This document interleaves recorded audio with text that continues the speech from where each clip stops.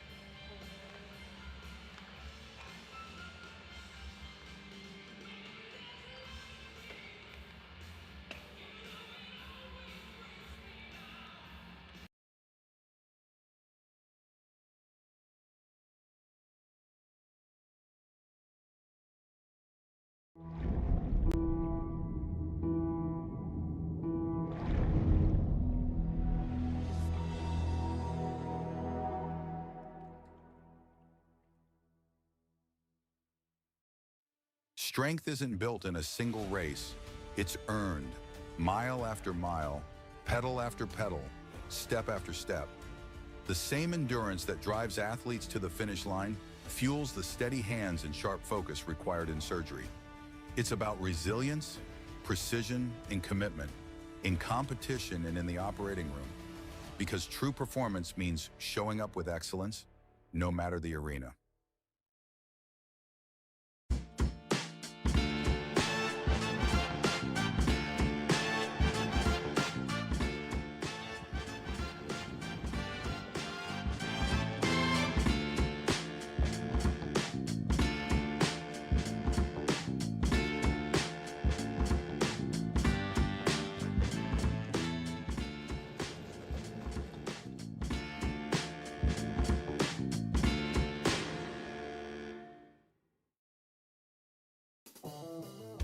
Looking for your next ride? Get more at Matt Bowers Hyundai Gulfport. Every new Hyundai comes with Matt's lifetime powertrain warranty on top of Hyundai's America's Best warranty and owner assurance. No one on the coast offers more, so why go anywhere else? Visit us today during the Getaway sales event happening now just off Lorraine Road north of I-10. Official sponsor of your Biloxi Breakers. Shop smart, buy local. Matt Bowers Hyundai, Gulfport.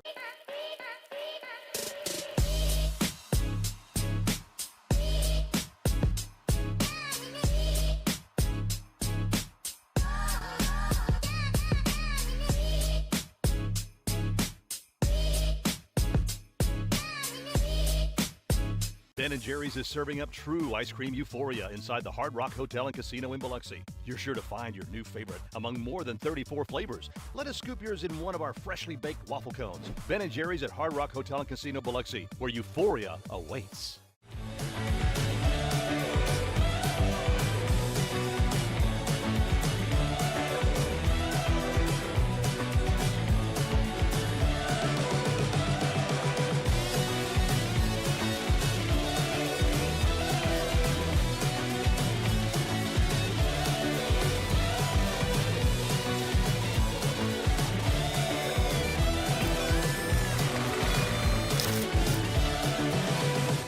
Fly in for a daiquiri that scores every time. Mile High Daiquiris is an aviation-themed daiquiri shop and the official daiquiri of the Biloxi Breakers. Open 7 days a week and offering 15 refreshing flavors, Jello shots, beer, and even a non-alcoholic daiquiri. They supply mobile daiquiris for weddings, birthday parties, and events. Only 4.6 miles west of the Mississippi Gulf Coast Coliseum. Grab your crew and come try the best daiquiris on the Gulf Coast where flavor takes flight. Become a frequent flyer at 1107 Cohen Road, Suite B, Gulfport. At Superior Optical Lab, we're proud to be certified as a service-disabled, veteran-owned small business and to provide quality eyewear to veterans to whom we all owe our freedom. Thank you for your service. Recharge your body. Reset your mind. Revive your spirit. At Revive and Thrive, every detail is designed to elevate your recovery and well-being. Unwind in our serene salt therapy room and float suite. Awaken your senses with the benefits of cold water immersion. Then, step into a custom-built sauna featuring soft Himalayan salt lighting for athletes, adventurers, and anyone ready to unlock the power of recovery. Discover the difference at reviveandthrivems.com. Coastal Prints is a brand new business on the coast specializing in screen printing, embroidery, and promotional items. Being local and with 30 plus years of experience, Coastal Prints carries all the hottest clothing brands and thousands of promotional items. Uniforms, workwear, hats, drinkware, coolers, tchotchkes, and much more. Coastal Prints will make your brand and logo stand out. Come see the new showroom on Seaway Road in Gulfport, or visit coastalprints.com or call 228-COASTAL. The Mississippi Gulf Coast is where community and teamwork come together, on and off the ice. Fosi Residential is proud to support the Biloxi Breakers as they bring the heat to the rink this season. Fosi Residential manages 3 unique apartment communities along the coast, each offering modern finishes, resort-style amenities, and a location that puts coastal living right at your doorstep. Ready to find your community? Visit foshiresidential.com/Biloxi Breakers for more information. Every new Hyundai from Matt Bowers comes with Matt's lifetime warranty included. That's in addition to Hyundai's America's Best Warranty, a 10-year, 100,000-mile powertrain warranty, and Hyundai Owner Assurance. You get both warranties, making a new Hyundai from Matt Bowers an excellent value. Come visit us today during the Getaway sales event at our new showroom just off Lorraine Road north of I-10 in Gulfport. Shop smart, buy local. Matt Bowers Hyundai, Gulfport. When injury knocks you out, Bienville Orthopedic Specialists will be there for you every step of the way. We are here to get you back in the game, back in motion, back to your life. Our elite team of orthopedic specialists will work side by side with you, educating you about your treatment plan, utilizing advanced technology, and providing you with a successful path to recovery. Bienville Orthopedic Specialists. We will get you back. When things heat up, you don't just want a cold one. You want the coldest one. The cold lagered, cold filtered, cold packaged one. Mountain Cold Refreshment. Coors Light. Choose chill.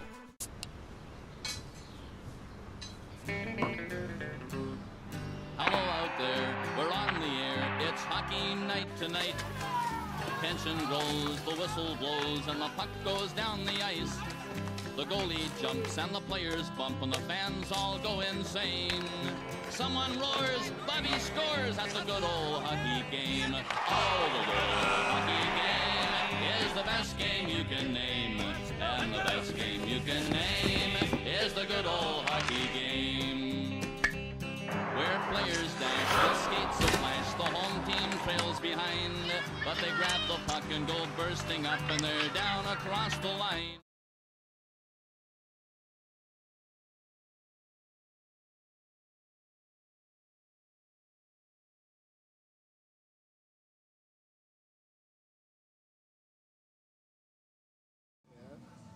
And we welcome you back here on Breaker Banter. As promised, Breakers defenseman Declan Flanigan joins the panel. Declan, welcome so much. Thanks. Happy to have you on. Thanks, Dad. Thanks for having me. I just got to say, you look great tonight in that black hoodie. You also look great. We're both rocking. What do you got? Quarter zip? I got a half zip, but we are matching. This was not planned, but we did ride together, and so we connected the dots, and here we are. So we're matching, but that's just kind of the chemistry that's building on here in Biloxi. But Declan, let's peel back a few layers of your hockey journey. Where to even begin with you? We go back to growing up in Ottawa, Ontario. What was it like to play growing up in the country of hockey up in Canada? Yeah, I mean, it's kind of a hockey hotbed up there. I mean, obviously, when you think hockey cities, you think Michigan, you think Toronto, you think Boston, you think of these big major cities. But hey, we got some talent from where we're from too. So growing up in Ottawa, it's crazy. It feels like there's almost a rink on every corner, right? It's growing up in Canada, all kids know is hockey. So it kind of felt like ever since I was born, I've had a stick in my hand at this point. But yeah, there's no shortage of hockey up north. So who were those mentors for you growing up? Obviously, hockey was all around you, but when you were younger, how did you get into your love of the game? Honestly, I think my love of the game honestly came from just watching TV. I mean, my dad's told me countless stories of me just watching sports instead of being a normal kid and watching cartoons. And yeah, I mean, I think that's where I kind of found my love of the game. I found pictures of me when I was probably 2-3 years old, cheering on Canada at the World Juniors, winning gold over the U.S., just to throw that out there for you guys. But no, I mean, I grew up kind of just watching hockey, running around the house with a mini stick, and kind of just everything in between. I just kind of fell in love with the game. So growing up also, you were an only child living with your parents. So where did that competitiveness come from? Where did you kind of get that competitive spirit that we see very much the heart on your sleeve style that you play with today? Yeah, I mean, I think that just kind of comes from being a competitor my whole life. I've hated to lose ever since I was a little kid, and I think my my parents tried to teach me that at a young age. But hey, I mean, a little bit of competitiveness is good, obviously. So I hate losing. Like I said, it could be a game of cards on the bus, and I don't want to lose. So yeah, the guys have got some good stories, but no, winning's everything to me. I obviously came down here. I wanted to win a championship. I wanted to build a winning culture, new team, come in here, and really set an example for guys. Sticking with your childhood just for a little bit longer before we get into everything going on here in Biloxi, what was your favorite NHL team and player growing up? I know you've got a couple. You say you like Ottawa, but you also like Dallas. So kind of enlighten us on your view. Yeah, so I call myself, this can be a little shout out to one of my good friends back home, Mark Mathot. I've kind of been a fan of his since I was a young kid. I always saw him throwing the huge hip checks and laying the big hits. And he was kind of a stay-at-home defenseman. So I kind of growing up, I was a bigger kid. I looked up to him quite a bit as a role model of how to play my game. He liked to hit, like I said. Wasn't a big points guy, but he knew his role on the team. So I guess you could say that's kind of like my biggest mentor in hockey. And thankfully enough, I'm still contacted with him today. And he's really good with helping me out whenever I have questions or comments or anything I'm going through during the season. So he's a great guy to have in my corner for sure. Shifting gears here. So you play in your hometown of Canada for 3 seasons. You finish in 2018 with the most penalty minutes in the league with 90. What was it like playing that close to your hometown? And were you always a defenseman growing up? You said you were a bigger kid, but there's got to be that point where you decide that you want to switch to the defenseman. Yeah, so I mean, I made the switch to D my first year novice, so that would have been about 8 or 9 years old. And yeah, I've played forward before that. I remember I thought I was going to the NHL when I was about 5-6 years old, and I scored 50 goals in IP. But yeah, careers don't really bloom out of IP. So yeah, novice. By that standard, I'd be there too. Yeah, I thought, well, I was kind of like Danny Heatley. I scored 50 in 07 as an IP, little Mike kid. So a little shout out to Danny Heatley there. But yeah, it was that was the year I made this transition back to D, and I kind of just stuck with it ever since. So I mentioned those 90 penalty minutes that led the league. What do you attribute that to? Is that an aggressive play style, or is it kind of sometimes you were losing your head when you were younger? Or? No, I'd say I like to really throw the body. I remember being playing younger, you'd get 4 minutes for a head contact if you just blew a guy up open ice because they didn't want anybody getting hurt. Seemed to find myself in the box for a lot of head contacts, as I'll call them, quote unquote. That 90 penalty minutes, now you're jogging my memory. I think I got tossed one day for chewing out a ref, and I chalked up about 30 minutes in one night. So that's pretty good. Well, yeah, that's probably the most I'll ever have in a game. Forever enshrined as the PIMS leader back in 2019. Yeah. But after that, we've got 2019 to COVID, where you're with 3 different CCHL2 teams. Yep. What was going on in that span of a calendar year? You played for 3 different places within the same league. How did it shape your hockey journey? Yeah, so it was kind of a crazy year, actually. I remember I got the call that I was originally traded from the first junior team I'd ever played for, which was the Whitewater Kings, and they called me actually and they said, hey, we just traded you closer to home. We figured it would be a better fit for you, less travel.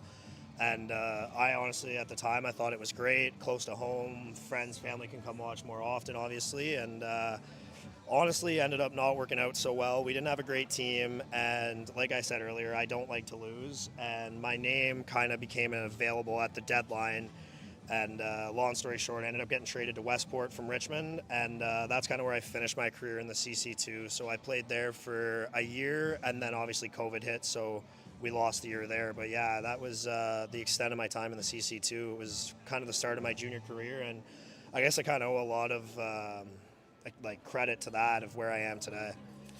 So after your time in the CC2, the coronavirus hits. Let's talk about that. I didn't put it in the script, but I think that it's interesting to note, you know, professional athletes, like, they weren't really sure what to do when COVID hit, because it was like their whole thing is to play in front of people and to go to the facility and be out in public all the time. So when you were playing hockey and the coronavirus hit, how did you keep yourself busy and staying in shape? I mean, I look at the coronavirus almost as a blessing in disguise for myself personally. I think I was in probably the best shape of my life during that time. I mean, like you said, up north it was extremely hard to even get on the ice. Like, you couldn't skate. Group sizes were so small that like even private sessions weren't being run. We had no practices, no games, no nothing. So I turned a lot of my focus. I kind of built like a little makeshift home gym with my dad and a treadmill and a bike, and I was about it, and I kind of just took that and used that, stayed busy. Me and my buddies, I mean, we'd go on bike rides, we'd go golf, but again, like, that was really all you could do. So it was, like I said, it was a bit of a blessing for me because it kind of helped me kind of really narrow in my focus on what I wanted to do moving forward with hockey and kind of just better myself as an individual. Yeah, it was crazy. I can remember even going to NHL games when they first started letting the public back in. You'd have 10%, 20% capacity. You need to show your Vax card, which, truth be told, is what made me get one in the first place. I wanted to go see the Bruins play. But what a crazy times it was. I mean, seriously. But moving on, past COVID. So after that, you go to the Meaford Knights for 2 seasons, and this is where you really began to blossom. 77 games played, 25 goals, 59 assists, and 125 penalty minutes in that span. What was working so well for you in the GMHL? Honestly, I think it was just coaching staff and a general manager that believed in me and believed in my skill set of what I brought to the table. And I think I owe a lot of my success to being in Meaford, and I stand by that to this day. It was my first time away from home. Yeah, I mean, being there, being on the ice every day, and really working on a craft that you're dedicated to definitely improves yourself over time. So yeah, what clicked there was, I think I just figured out like what kind of a player I was at the time and kind of just went with it. So I remember I got a really hot start to the season, and I kind of just never looked back. I took the ball and kind of ran with it.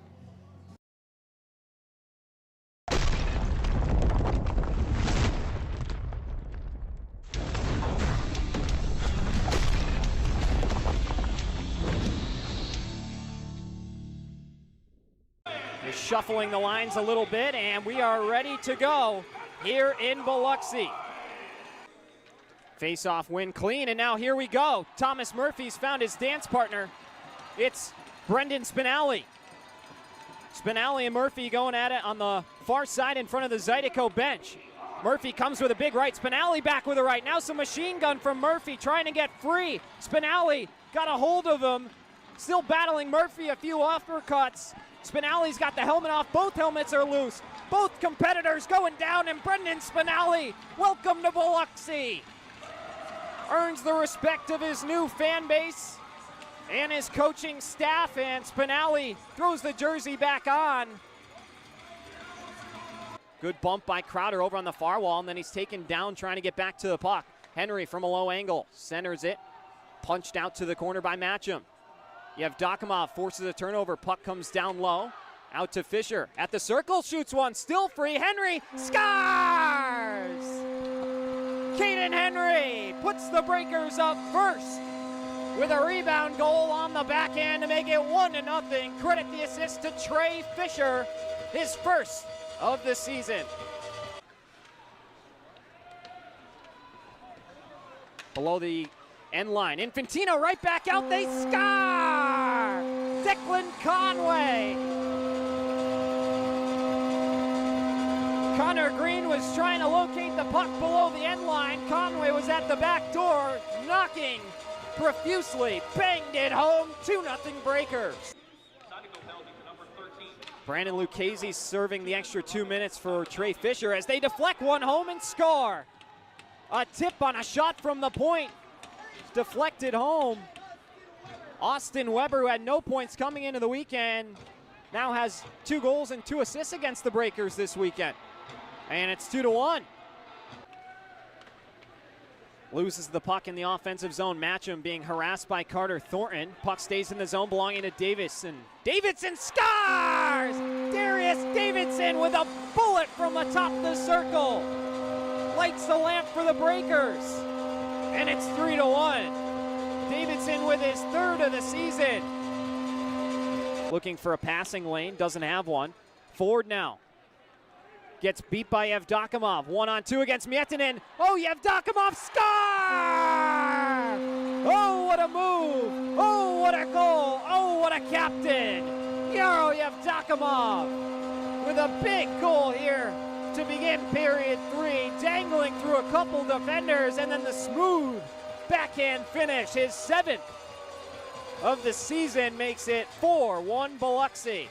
3-on-1 for the Zydeco. Alden closing in. Conway plays the shot off the post, still free, they score. Ethan Matcham on the follow. The 7th shorthanded goal against Biloxi this season. Rosenzweig hung out to dry with a 5-on-4 power play. How can you possibly have a 3-on-1 shorthanded break the other way? He did everything he could to keep that out. Thornton moving through a man and lost the puck in transition. Now over to Davidson, his one-timer off the post and out. The goal horn goes off. Nobody knows what's going on. Now they score! It's Declan Flanigan. All kinds of chaos here in Biloxi, but it's Declan Flanigan's first with the Breakers to make it 5-2. Never give up on a play, and that's why Flanigan, from one end of the ice being wiped out to the other, never gave up and potted one. Still celebrating with his teammates. It's got to feel good for Flanigan, who missed about a month on the injured list. Now returns in a big goal as the momentum was shifting back to Baton Rouge. Crowder through the neutral zone. Crowder, backdoor for Henry, score! Caden Henry on the one-timer off the feed from Cole Crowder. Fires a howitzer right through Green. Henry's got his 2nd of the night, and it makes it 6-2 Biloxi on the power play. Credit the assist to Cole Crowder. Flanigan on the backhand. Quick shot, they score. Rosenzweig was trying to get back into position, and a quick surprise shot comes in from Austin Weber. His 2nd of the night, his 3rd of the weekend, and it's 6-3. Now back out to the point, turned over. Conway shooting one the full length, he scores! Declan Conway with the exclamation point. And the Breakers make it 7-3 to close out this one and snap their 7-game slide. Conway with his 2nd of the night, 11th of the season. He'll step across the blue, runs over a man in the process. Now back out to Crowder. Puck spits free. Weber will hold. 3 seconds, 2 and 1, and that will do it. The Breakers take this one by a final of 7-3 and snap their 7-game slide. Josh Rosenzweig, the story tonight, 42 saves in the effort. And the home crowd will go home happy for the first time since November the 8th.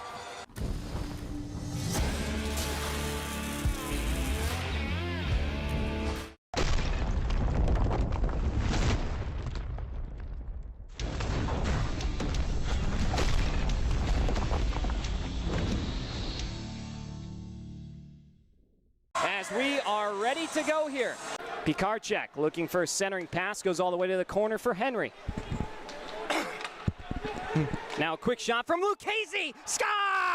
Brandon Lucchese from inside the blue line surprises Bailey Stevens, and the Breakers strike first. It's 1-0 on the road. Here it comes back to Tim Delaney. Now a stretch pass over to Yevdokimov, closing in one-on-one, score!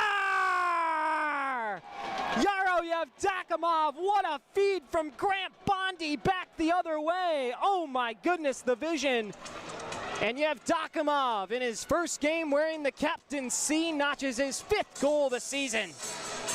And the Breakers double their margin. It's 2-0. Pikarczyk on over to Caden Henry. Henry looking to fight it on over to Yevdokimov. Drop pass on over. Pikarczyk shoots. Score! Lucas Pikarczyk. A beautiful passing play from the Breakers. That was going to be the make or break factor for Charlie Penz's group is puck possession. How about that time from what's becoming the best line, one of the best lines in the Continental Division. Pikarczyk, Henry, and Yevdokimov. 3-0. Back the other way, Bondi. Just barely able to force it out. Now quick touch pass from Yevdokimov over for Henry. Henry, toe drag to his backhand, score! Caden Henry with a highlight reel goal off a beautiful passing play. The exception line does it again. As breaking it out of the zone. Quick opportunity for Hansen. Traveling with him is Conway. Back for Hansen. Conway. They score! Conway tucks it on the short side, and the Breakers extend their lead to 5. How about that passing play from Curtis Hansen to Declan Conway? 2 seconds and 1, and that will do it. As Josh Rosenzweig picks up his first shutout of the season. 45 saves for Josh Rosenzweig. A night he very much needed to get those numbers trending back in the right direction, as now Infantino wants a piece of Steve Ford. A little something going on at center ice. As the two teams are being separated by the officials, Yaro Yevdokimov hurting his cast of characters back one way. Trey Fisher and Ford still bickering.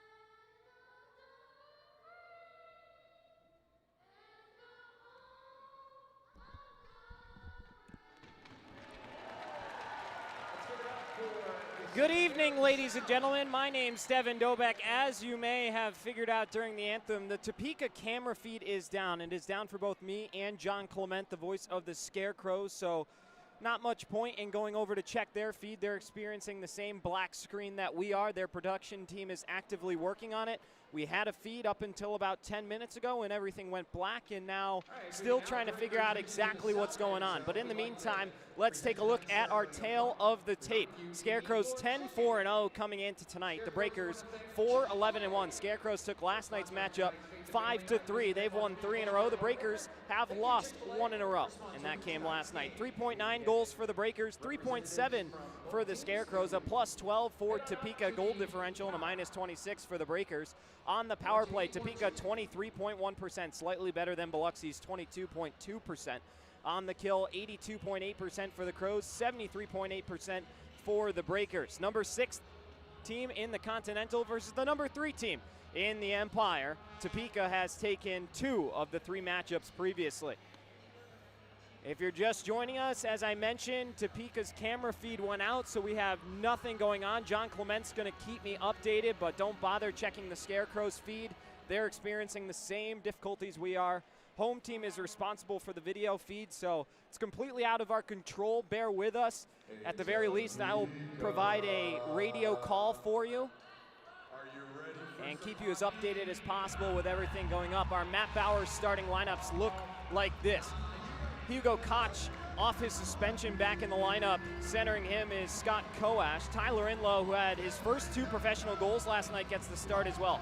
Zach Papapetros and Alex Norwinski, the D group, with Sammy Bernard in between the pipes. As for the Breakers, former Scarecrow Carter Thornton on the line with Curtis Hansen and Darius Davidson. Jordan Rosenbaum and Brandon Lucchese are the defensive pairing with Josh Rosenzweig in between the pipes. We are underway currently. Again, if you're just joining us, we're experiencing technical difficulties out of our control. So bear with us. We'll hope to have a camera feed back up shortly.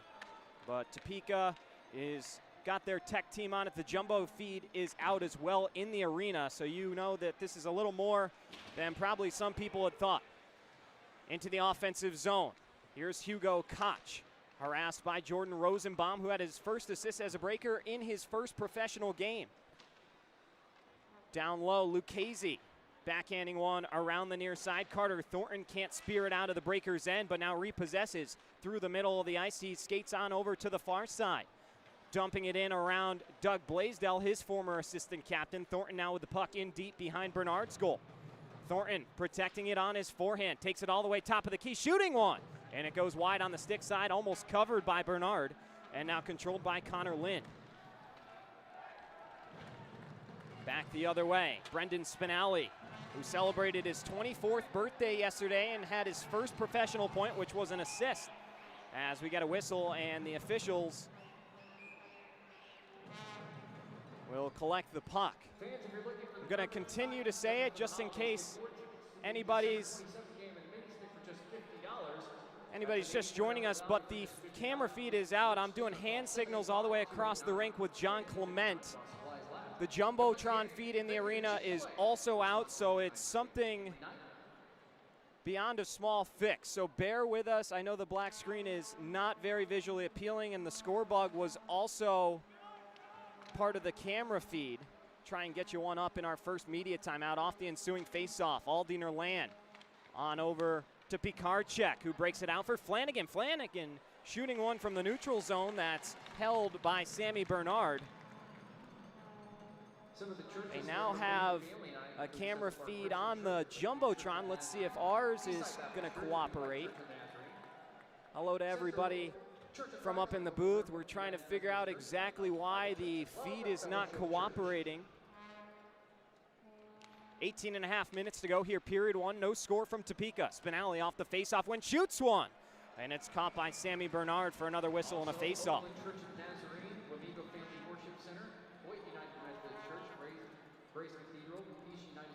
Breakers with a couple shots early on. Yeah, they don't even have the score bug up on the Jumbotron, so a lot of technical difficulties right before puck drop. Obviously, no one likes to see that happen. Spinelli dumping it in down low. Touched by Caden Henry, the rookie of the month in the FPHL for October-November. Shot comes in from Spinelli again. Caden Henry on the near side in the O-zone, trying to bump it out to Spinelli, and it comes all the way back towards Rosenzweig, and must have been a Scarecrow that sent it down as an icing is ruled.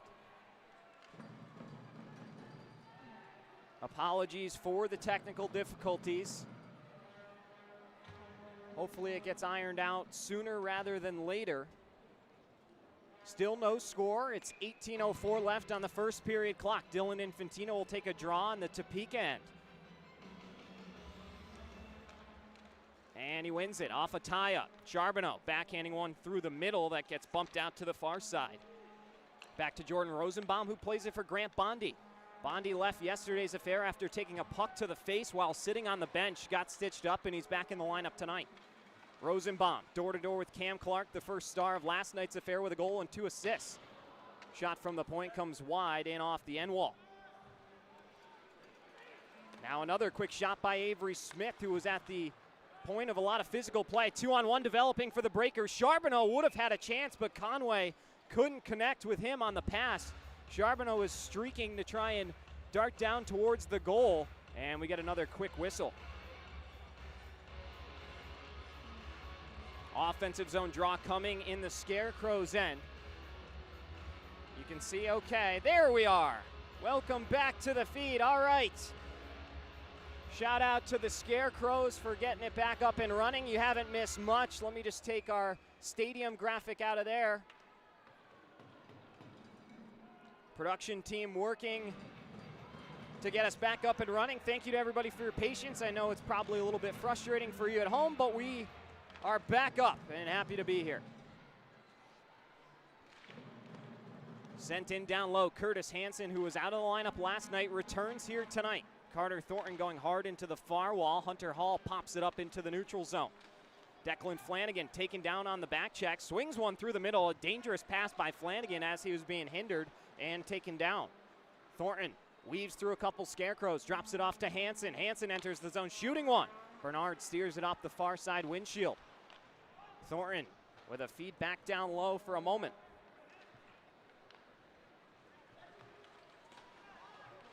And now Connor Lind around Josh Rosenzweig, centering one, and it went right through the skates of Hunter Hall all the way back to the Topeka end. Scott Kowash, the points leader for the Topeka Scarecrows, was quiet last night, did not have one.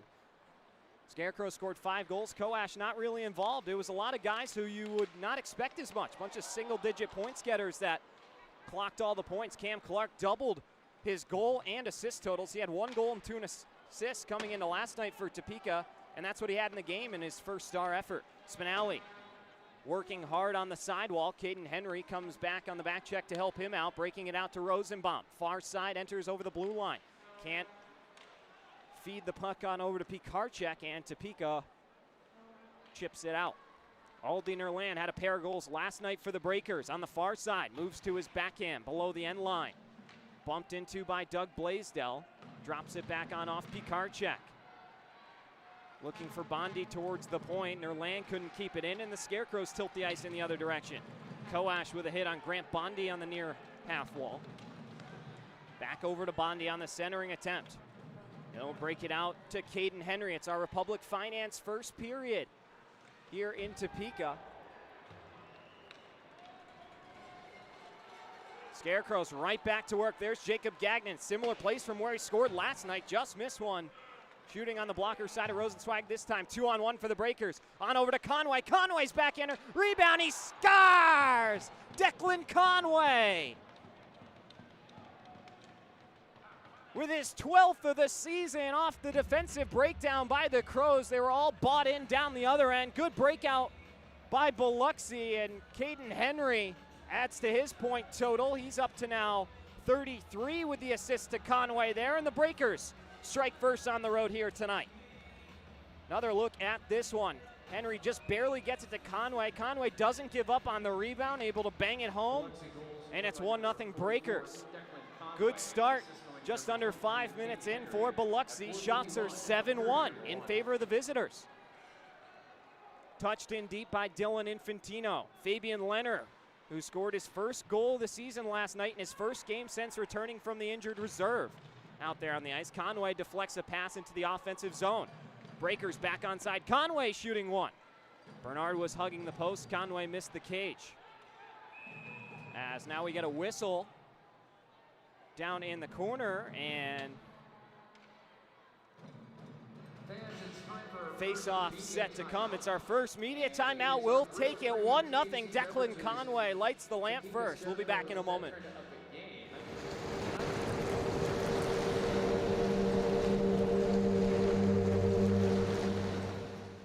Fly in for a daiquiri that scores every time.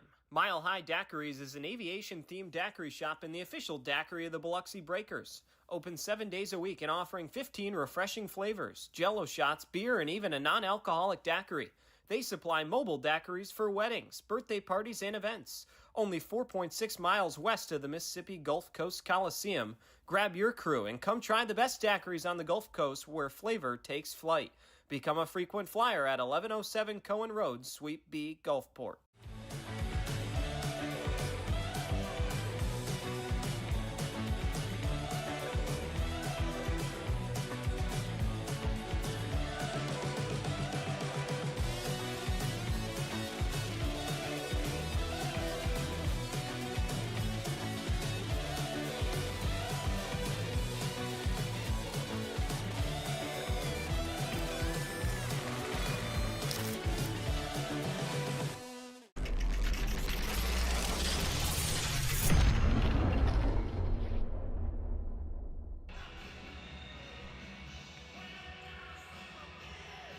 .38 to go here, period one. My name's Devin Novak, along with you on Breakers TV on YouTube, Sportview 106.3, CPR Super Talk Mississippi and at Walk-Ons in D'Iberville. Hello to everybody tuning in.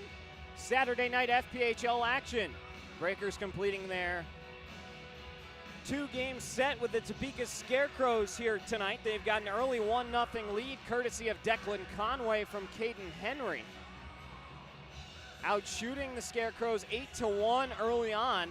Maybe we'll have to black out the screen for the first 2 minutes of every game if this is the kind of start the Breakers are going to provide out of that.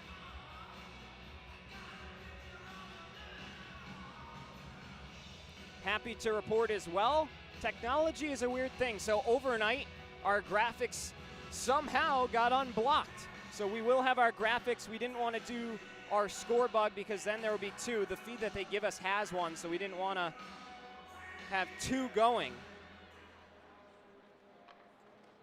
But yeah, so we will have our intermission graphics for you as well as upcoming schedule looks and standings. So stay tuned for that. You saw our score ticker in the early part of tonight's game as well. Spinelli pokes it in the neutral area. Carter Thornton coming in at Gordon Whalen, who gets it in the offensive zone. Quick low angle shot, rebound save, Rosenzweig. Carter Thornton, self pass off the wall, now off to the races with Darius Davidson. Kicks it to his forehand, lost possession of the puck. Spun around for a moment, Hansen with a nice hit below the end line as well. Rosenbaum can't keep it in at the blue line. Tapped by Hunter Hall, but he can't enter the zone clean. Avery Smith now on his forehand, shooting one. Lucchese blocked that off the inside of his leg. He is down and laboring. Those ones always do not feel good. Lucchese struggling to get back up to his feet. That one is a stinger. Lucchese sweeps it around the wall. Avery Smith has his pass deflect all the way back towards Sammy Bernard. Lucchese will finally get off. He earned that shot block. Mission foul. You're ready. 13:20 to go here in the first period. My name's Devin Doback along with you. Breakers in the Scarecrows. Going at it again. Scott Kowash has it poked for a moment by Grant Bondi. With the help of his forechecker, is able to win it back. Pikarczyk almost had an odd man rush with Nerland and Henry the other way. Nerland, good back check to take it away from Inlow. Inlow locks up Rosenbaum on the near side wall. Bondi will go now chase Hugo Koch. Koch returning from his suspension. He's got 3 goals and 12 assists, 15 points, top 3 on the team. Valuable pieces back. TJ Sneath also back in the lineup tonight. 3-on-2 for the Breakers. Nerland on the near side, centering one. Henry had his stick lifted. And the Scarecrows back from north to south the other way. Koch darting to the middle, lost it. Kowash couldn't uncork the shot. Nerland right there like white on rice. Another shot comes in from the point by Alex Norwinski, who's just got 1 assist on the season as Rosenzweig smothers that one up. Another face-off set to come, 12:24 to go in period 1. Well, we have a quick second here. Well, no, looks like the face-off's going to be a quick one. But TJ Sneath welcomed his son Levi yesterday, which is why he was out of the lineup. So shout out to his newborn son Levi and his wife Amy watching back at home. And a new father, 31 years old, is Sneath, an FPHL vet, and now back on the ice for the Scarecrows, a piece they desperately needed, top 4 in points for them. Flanigan, cross ice for Leonard. Spinelli comes to pick up the loose change across the blue line, drops it for Conway. Area pass, Infantino got spun around and couldn't play it. Wilson nudging it up in the direction of Clark. Clark runs into Spinelli. Gagnon, Sneath, backhanding it out of the zone. Spinelli, nice hit over on the near side, takes down Cam Clark. Rosenzweig out of his cage to come play it behind the net, sends it into the neutral zone, right back to him. A little bit of ping pong here in period 1. Flanigan into the neutral zone off the skates of Hansen. Spinelli finishes the job, tapping it back towards Sammy Bernard's side of things. Hall, backhand feed, right to the tape of Checo. His quick shot blockered away by Rosenzweig. Hall in the corner, being worked on by a couple guys in white. Papa Petros and Avery Smith now. Grant Bondi in the corner battling. Fights it for Carter Thornton, who banks it up in the direction of Hansen. Scarecrows get it in deep. Long shift for Spinelli. You see him laboring out there. Davidson Back over to the near side. Thornton just barely lost the foot race to Papa Petros, who had a head start. And the Scarecrows right back into the offensive zone. Quick shot, Papa Petros off the glove of Rosenzweig.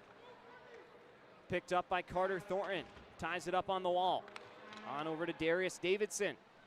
Davidson, 5 points early on in his Breakers career, now playing in his 11th contest. Avery Smith dangling to his backhand around Rosenbaum.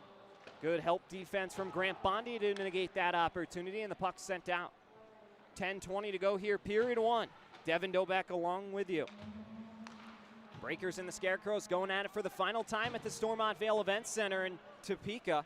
Final 8 matchups between these two will be at Breaker Bay coming up in 2026. So a good preview and a good gauge as to what's to come. Rosenzweig, a good save there. Koash took an extra jab at it, and Lucchese comes to step in front of his goaltender. Right at the 10-minute mark, we will take our second media timeout and be back in a moment. 1-0's our score in Topeka.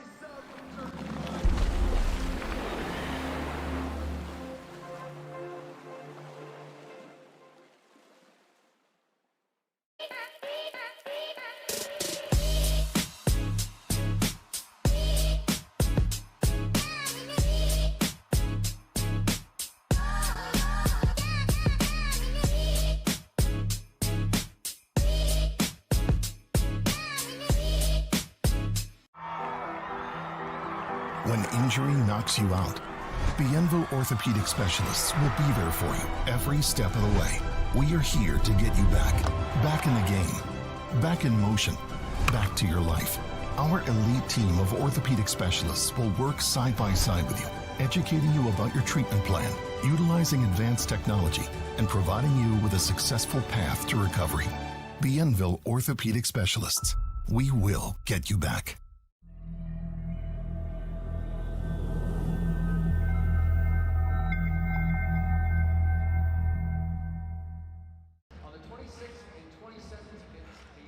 Exactly 10 minutes to go here, period one. The Scarecrows have turned it on with each of the last 5 shots in the frame. Rosenzweig's been good.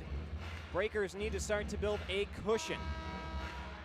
Leading by a goal, 3 valuable points on the table before they get ready to battle the Monroe Moccasins for 4 in a row, with 3 at the Monroe Civic Center. Blaisdell down to a knee, couldn't stop the puck. All the way back into his own end, in low. Into the skates of Flanigan, and now finally punches it down low. Rosenzweig back around the dasher. Picked up by Inlow. Inlow dancing through the Breaker defense. Gets it to Hugo Koch. Koch swinging one around down low. Koash tied up by Lucchese in the end wall. Lucchese getting his stick right in the grill of Koash, who's finally able to area pass it back to the near side. Inlow sweeps it down low. Henry picks the pocket of Koch. Koch and Henry were line mates with the Monroe Moccasins last season. Now playing against each other in an interdivision clash here tonight. Bikarchek with the turnover. Rush the pass to Nerland. Would have liked to see Bikarchek skate that one a little bit and get the 2-on-1 going. Hugo Koch again. Pass on over to Elijah Wilson. Back up to the top. Koash couldn't redirect it on goal. It just stopped with him. Nerland didn't get much on it. No icing, says the officials. 8:43 to go in the first period. Spinelli hard into the corner, and icing is granted, bringing the draw back to the Topeka end. Fans, make sure to get your 50-50 tickets for tonight's game. Stop by the Washburn Rural High School cheer table on the concourse. Scarecrows win their 3rd in a row last night. They're 10-4. They've played just 14 games this season, and they're still in 3rd place in the Empire. That's the least amount of games and still 3rd place. Once they catch up, they would have a chance with the games in hand to surpass Port Huron, who's battling Binghamton. Last I checked, the Black Bears had a 2-1 lead in period 1. Infantino wrapping it in deep. Jacob Gagnon, who had a pair of goals last night, was playing center, now back in a defensive zone for Robbie Nichols' group. Infantino chips it in deep. Icing is waved off. Conway, a nice hit down below the end line. Scarecrows right back to work. Wilson hits the brakes. Spinelli there with him. Chipped in down low. Sneath, the new father. Stapled into the wall by Grant Bondi, and now Leonard. Saucer pass on over to Conway. Tipped on goal for Bernard to cover, and he gets the whistle. 7:58 in period one. Still 1-0 Breakers. Declan Conway was acquired in the offseason. Him and Trey Fisher came to Biloxi with Sam Turner heading ultimately to Monroe in a 3-team trade with the PD Ice Cats. Conway's put together a nice little season for himself. 12 goals, 11 assists. Quiet last night, though. Did not find the score sheet after having 8 games in his last 4. Nerland right off the faceoff. A one-time bullet. Beats Bernard, finds the twine. Aldi Nerland continuing to score in bunches. A rocket right off the faceoff. Bernard couldn't even get set. Nerland right over the glove side. Pots one, and it's 2-0 Biloxi. Right off the faceoff, just a bullet. And Nerland now up to 5 goals in 9 games played, including tonight. It's been about a point per game player. So the Breakers with a 2-goal cushion here on the road in front of a stunned Topeka crowd on Faith and Family Night. They said 4,200 tickets were sold. It's definitely a bigger crowd than last night. Here come the Scarecrows. Backhanding one in. Rosenzweig sweeps it around out to the point. Smith kicks it to his forehand and chops it down low. Hall being worked on by Rosenbaum. Rosenbaum shovels it on for Hansen. Hansen turns it over to Smith. Smith, quick shot was blocked by Hansen. Now a turnover. Davidson had it and then lost it. Smith right back into the zone. Near circle. Centers one. Papapetros offline. Checo takes a hit from Davidson. Plays the puck down low. Hall out of Gretzky's office. Gives to Checo again in the far corner. Being worked on by Hansen. Breaks free. Rosenzweig, why not a little sweep poke check by the near post.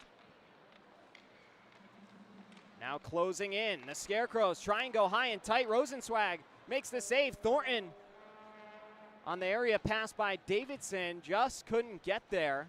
Breakers, I think, are being a little too rash. They do have the 2-goal lead, but rushing a little too much in these odd man opportunities. They could have had a couple more 2-on-1 breaks, or even 1-on-1 for Carter Thornton with his speed would be impressive. Charbonneau, a thundering hit on Tyler Inlow, and they're going to get him for boarding here all of a sudden. Bernard heads to the bench. Looked like a good clean hit. Charbonneau will touch up, and he's going to go to the box for 2 minutes. It's the first Raven and Rose Tattoo penalty kill for Biloxi. Charbonneau plays a physical game, and it always takes rookies a little bit to adjust to the American pro style. Charbonneau had no choice but to fight Rex Moe, who's 6'3", about 240 for the Monroe Moccasins.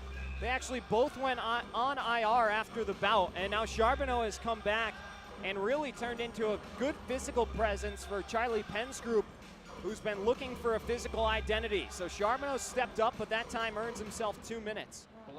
Papapetros off the clean face-off win on over to Wilson for Lind. It is a boarding call on Charbonneau. Lind had it poked away by Flanigan. Wilson up to the top for Papapetros.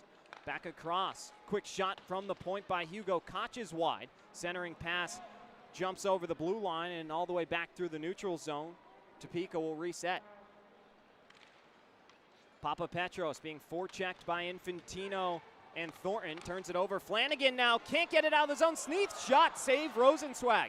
And Thornton finally is just barely able to muscle it off the glove and out of the zone for the Scarecrows, and they'll rule a hand pass to complete the job. 5:28 to go in the first period. Another minute 21 on the Charbonneau minor for boarding.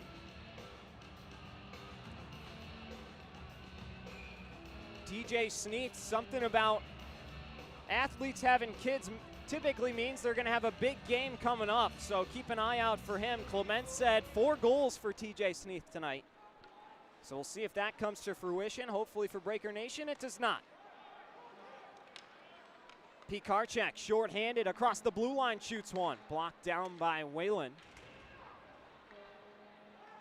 Smith with a little contact on the near side. Rosenbaum, instead of playing it back to Lucchese to kill some extra clock, sends it in deep. 5 minutes to go here, period 1.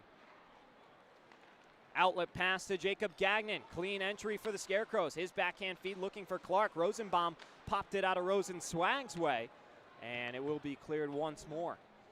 40 seconds to go on Charbonneau's minor. Again, with the Topeka score bug, we do not have a penalty clock, so apologies for that. Thornton broke up the play for a moment. Now Gagnon right back to work in the offensive zone, but they'll say Topeka's offside. Gagnon can't believe it. And this will be our final media timeout of period 1. We'll take it. Breakers up a pair here on the road. Don't go anywhere. We'll be right back. I am right on the glass.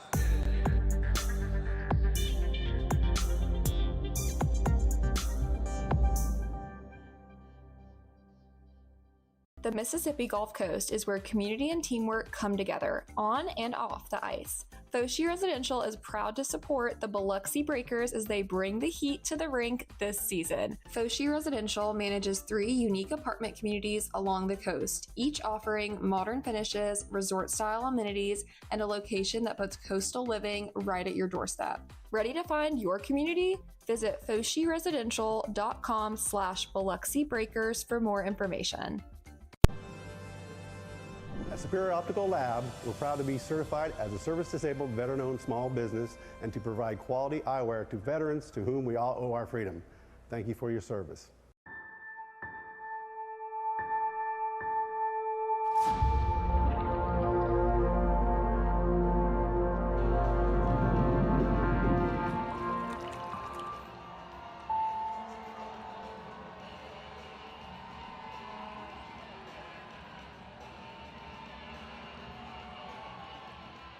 .435 to go here, period 1. Charbonneau's out of the box in 28 seconds on the Breakers' first Raven and Rose Tattoo penalty kill. Infantino, Thornton, Spinelli, and Flanigan, the killers for Charlie Penn's group. Sneath, centering pass to Wilson, top of the key to Papapetros, near circle, back to Wilson. At the logo at the top in front of the blue line. Drops it off to Koch. Wilson again, shooting one. Infantino blocked it down. Thornton was looking to spring free, but the Breakers couldn't possess the puck. Papapetros.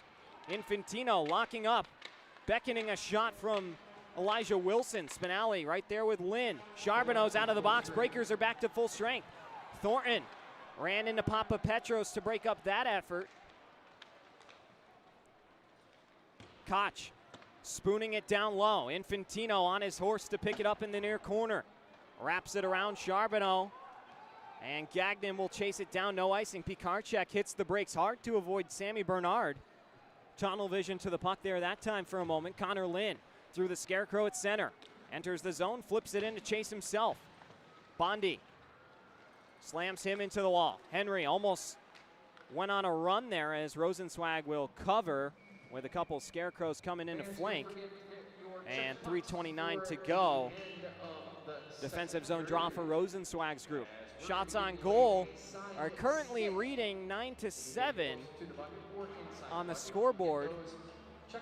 Now 9-8. It says 8-8 online. Certainly has felt like Biloxi has had a little bit more pressure this frame, but Topeka has all of a sudden began to control the zone. Conway loses the draw. Avery Smith can't win a puck battle on the wall. Bondi forces it to Davidson. Now Hansen will shoot it in deep. Bernard gets a piece of that one. 3:15 to go here, period 1. Between the legs, feed to Rosenbaum. Spun on goal by Curtis Hansen. And now an offensive zone draw set to come for Biloxi. Someone here is going to win a free car wash tonight. Clip Car Wash has 4 locations with 1 right across from the rink. Listen up, Banter. As I mentioned, Breakers on tap have 4 straight with the Monroe Moccasins. 2 next weekend at the Monroe Civic Center, and then a home-and-home with the Moccasins. Next Breaker home game is December 19th. You can get your tickets now for that. Pikarczyk runs into Whalen. Icing warning for a moment, but the puck didn't have the legs to make it the full 200 feet. Nerland, bank pass to Henry.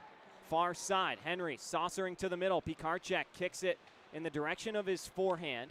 Now good turnover forced by the Breakers. Henry to his backhand, centering one. Nobody home in the slot. Out to Flanigan, into the skates and Nerland. Now Rosenbaum, backhanding one for the near side. Henry plays it. Henry taken down by Koash. Flanigan. Koch to the middle for Koash. In low, trying a quick snapshot. Now Nerland putting it into a different gear, being hooked from behind by Koash. Didn't get him too much, as good job to avoid the hit. Lucchese was coming in hot. Clark played the puck in deep to Papa Petros, the defenseman, playing really down low. He'll come back out to the point after wrapping it around for Wilson. Wilson on a low angle, backhanding it below the end line. Coiling towards the high slot area now. Henry right there with him, making sure he doesn't have any options. Henry, good tenacious effort, wins it back away from Elijah Wilson. And that will be an icing, bringing the draw back to the Breakers end. Elijah Wilson with an assist last night, but he has been rather ice cold by his own standards. A guy who was projected by Robbie Nichols to score between 30 and 40 goals this season has had his production stunted, just 2 goals in his last 10 games. But a guy who, once he gets another one, wouldn't be a surprise if the waterfall opened and he began to go on a scoring spree. Flanigan around the wall. Charbonneau swats at it. Lind wins it back to Clark. Wilson with Cade Henry on him. Out to the point, shooting one. Rosenzweig the quick save. Henry out to Carter Thornton. Thornton couldn't peel it through the legs of a defender. Now Charbonneau broke the play up for a moment, but Topeka repossesses. 85 seconds to go here, first period of action. Scarecrows might have been offside there. Avery Smith's shot is patted away by Rosenzweig. Bumped out to Charbonneau. He'll hold with patience off the backhand of Leonard. A little too hot for him to handle. Topeka back to work. Lind on over for Clark, shooting one, and Rosenzweig makes the save as Lind ties up with Bondi, and another face-off will come with a minute and 5 seconds on the first period clock. Fans, before it's too late, make sure you get your stocking stuffer deal. 4 terrace level seats for the December 27th game, 4 official game pucks, 4 small waffle cones from Ben & Jerry's Biloxi, and 4 Sky Zone jump passes, an $80 value, or a $224 value for just $88. Call that number on your screen. You can rewind and pause if you need to. But back to the action. This one will be iced by the Scarecrows.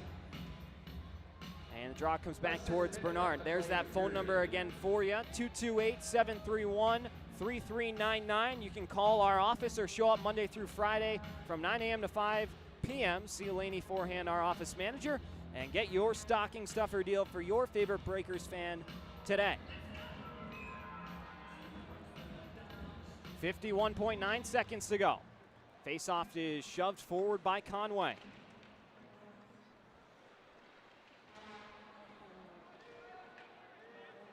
Spinelli on over to Grant Bondi. Bondi across the blue line. Shooting one, just missed on the glove side. Bondi with 4 assists, leads all Breaker defensemen in points, other than Cole Crowder if you classify him there. We have not seen Crowder tonight, come to think of it. Conway back over to Fabian Leonard. Leonard into the offensive zone, protecting the puck from Gagnon. Conway now gets it in deep. Shoveled around the wall by Gagnon, the length of the ice. Rosenzweig reeling the puck in to force an icing, but no, Rosenbaum will touch up. And the clock hits triple zeros with the Breakers having a 2-goal lead in front of a silent Topeka crowd. As I mentioned, 4,200 tickets, the attendance leader in the FPHL, and not much to cheer about. Great period from Josh Rosenzweig. And then a goal from Conway and a goal from Nerland have us at 2-0 Breakers. We're going to catch our breath and step aside. Back in a moment for period 2. Declan Flanigan, part 2 of his interview will be coming up in a moment. I'll update our ticker for you and get you everything you need to know ahead of period 2. Don't go anywhere.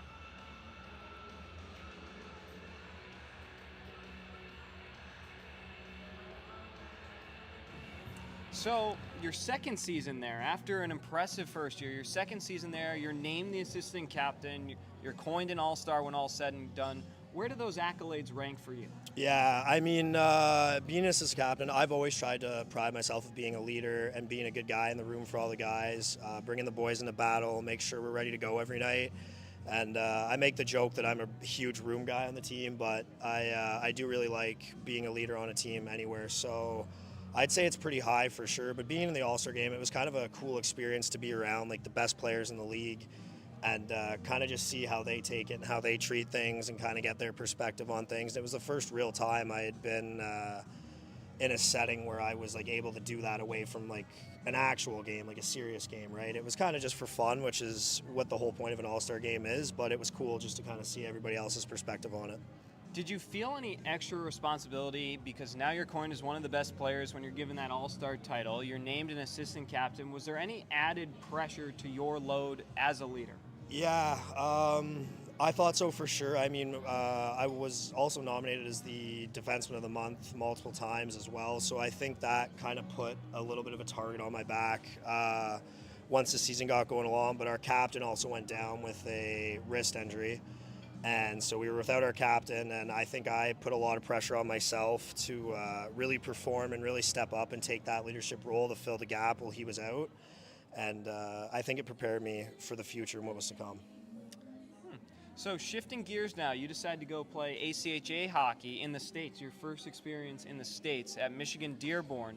32 games played in your season there, 13 goals, 29 assists. How would you describe your time at Michigan Dearborn? I know you still rock the gear to this day. I know it was a big part of your life, and you love telling all of us about it. So why don't you tell the rest of the people?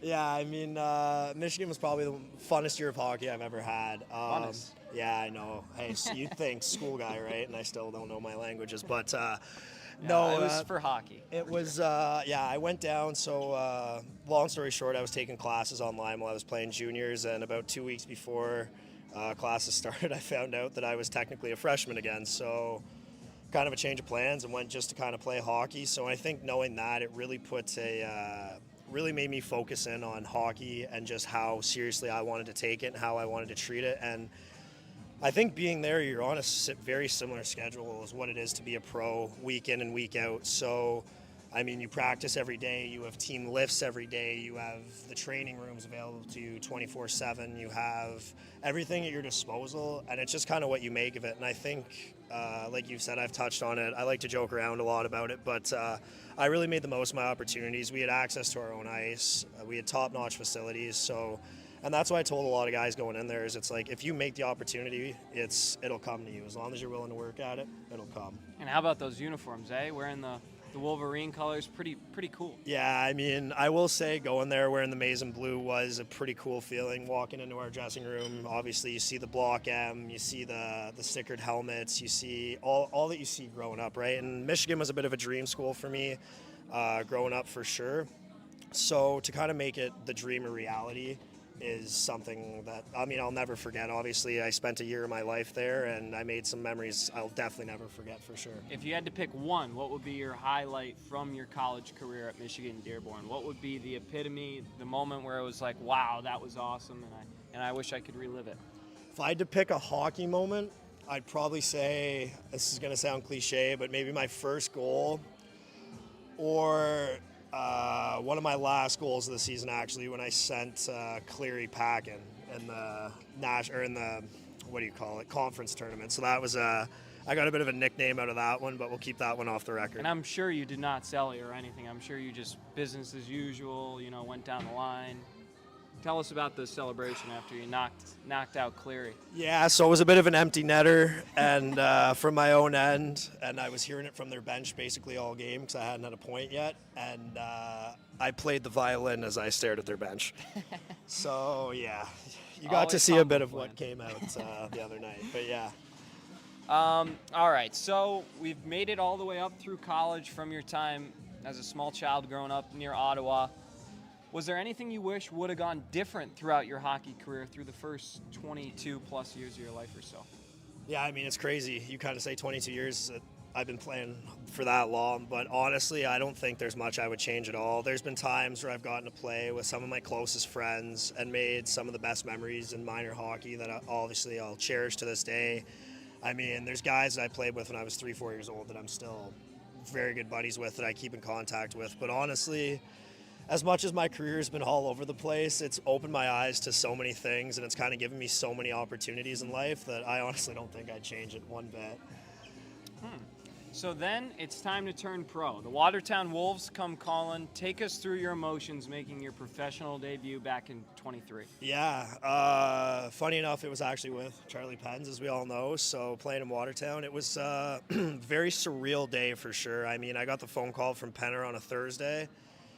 Funny enough, I was out skating, just free skate with a couple of my buddies from school, and I felt my watch ring, which was kind of funny. I answered the phone, and long story short, Penner sent over a contract on the Friday, and next thing I knew, I was suiting up. But no, it was crazy. Definitely a weekend I'll never forget for sure. Playing in front of all my buddies from school, some family, some friends.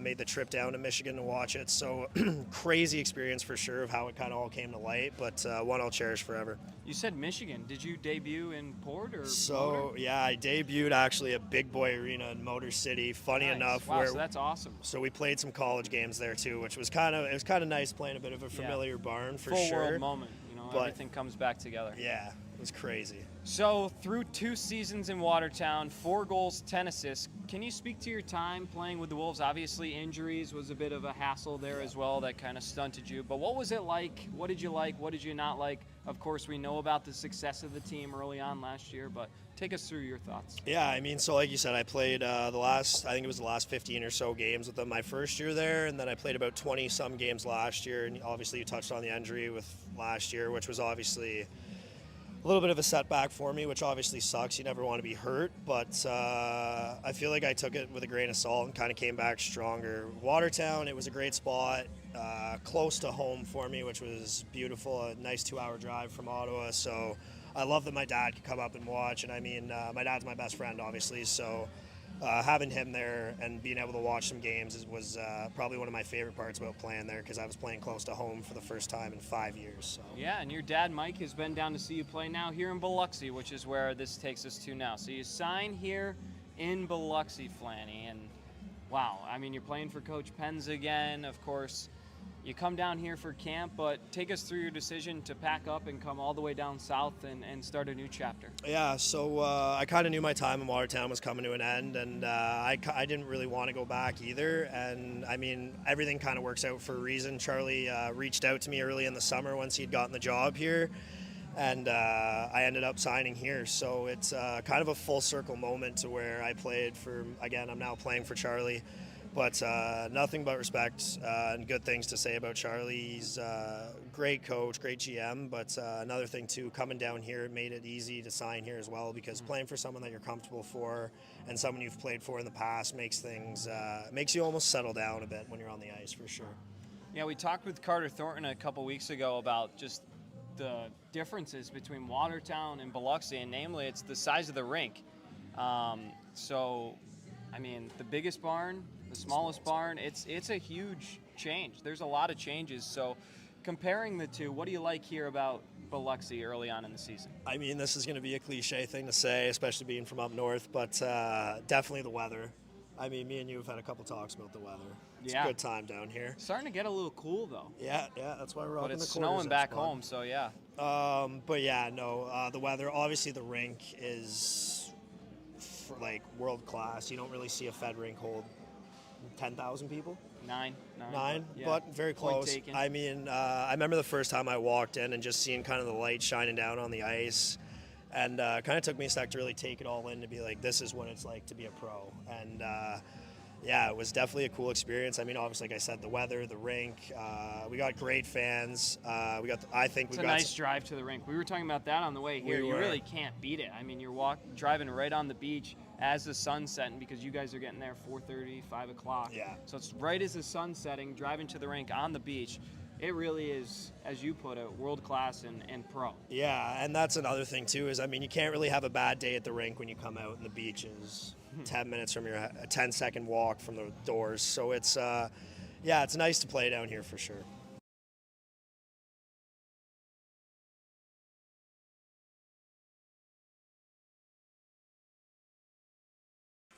Fans, there's an intermission performance going on. So the intermission clock currently reads 20 more minutes until period 2 will get going. You see these nice ladies who have put together their intermission performance, getting some well-deserved screen time, but that's going to delay our action. So bear with us. We will have period 2 action coming in about 20 minutes. So 8-10 second period will get going.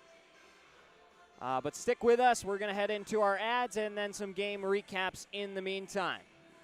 Appreciate your patience. You see the intermission clock there. It's our our Chick-fil-A at the Edgewater Mall first intermission.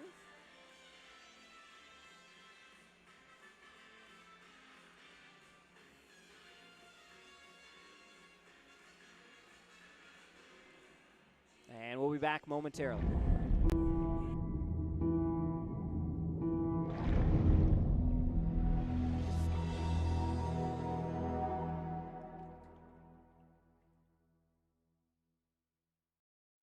Strength isn't built in a single race. It's earned, mile after mile, pedal after pedal, step after step. The same endurance that drives athletes to the finish line fuels the steady hands and sharp focus required in surgery.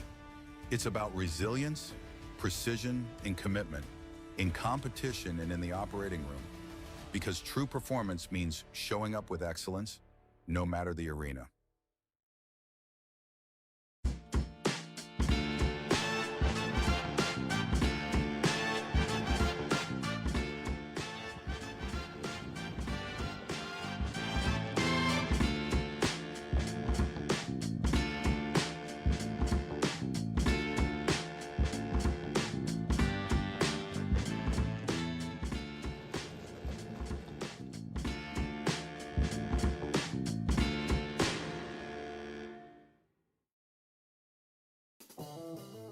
Looking for your next ride? Get more at Matt Bowers Hyundai Gulfport. Every new Hyundai comes with Matt's lifetime powertrain warranty on top of Hyundai's America's Best warranty and owner assurance. No one on the coast offers more, so why go anywhere else?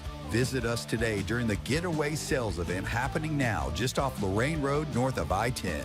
Official sponsor of your Biloxi Breakers. Shop smart, buy local. Matt Bowers Hyundai, Gulfport.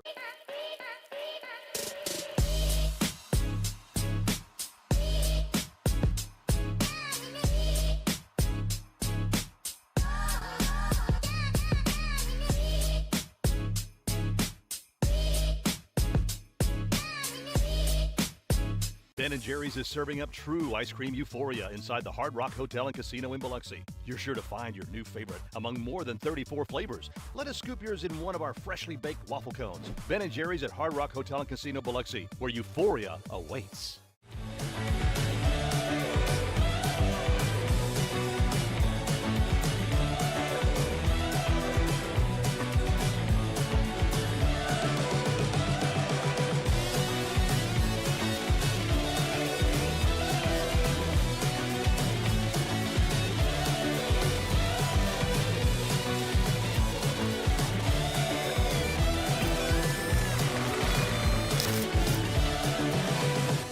Fly in for a daiquiri that scores every time. Mile High Daiquiris is an aviation-themed daiquiri shop and the official daiquiri of the Biloxi Breakers. Open 7 days a week and offering 15 refreshing flavors, Jello shots, beer, and even a non-alcoholic daiquiri. They supply mobile daiquiris for weddings, birthday parties, and events. Only 4.6 miles west of the Mississippi Gulf Coast Coliseum. Grab your crew and come try the best daiquiris on the Gulf Coast where flavor takes flight. Become a frequent flyer at 1107 Cohen Road, Suite B, Gulfport.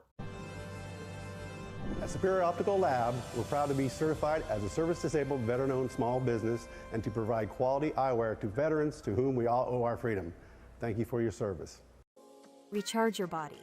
Reset your mind. Revive your spirit. At Revive and Thrive, every detail is designed to elevate your recovery and well-being. Unwind in our serene salt therapy room and float suite. Awaken your senses with the benefits of cold water immersion.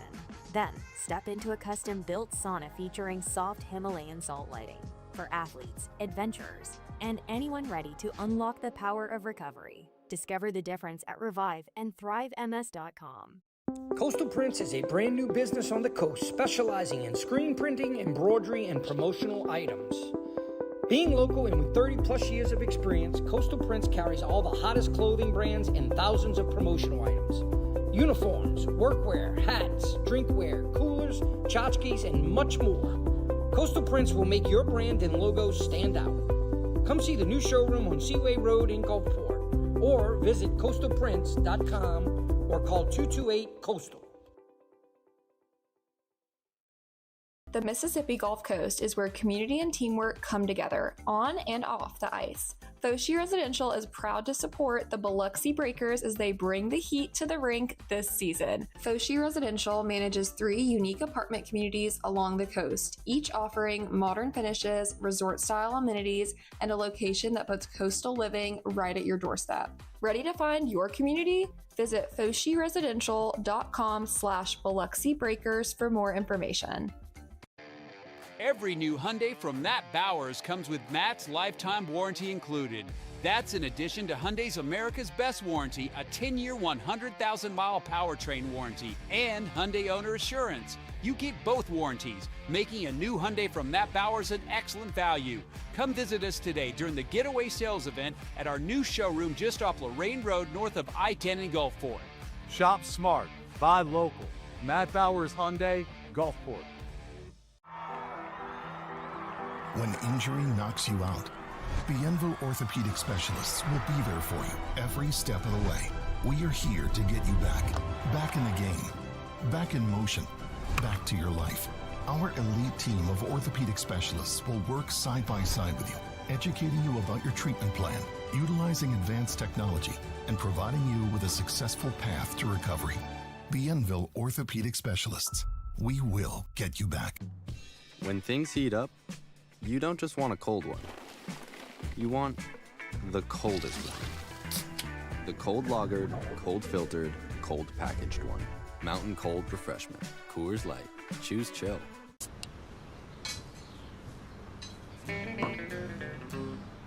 Hello out there, we're on the air. It's hockey night tonight.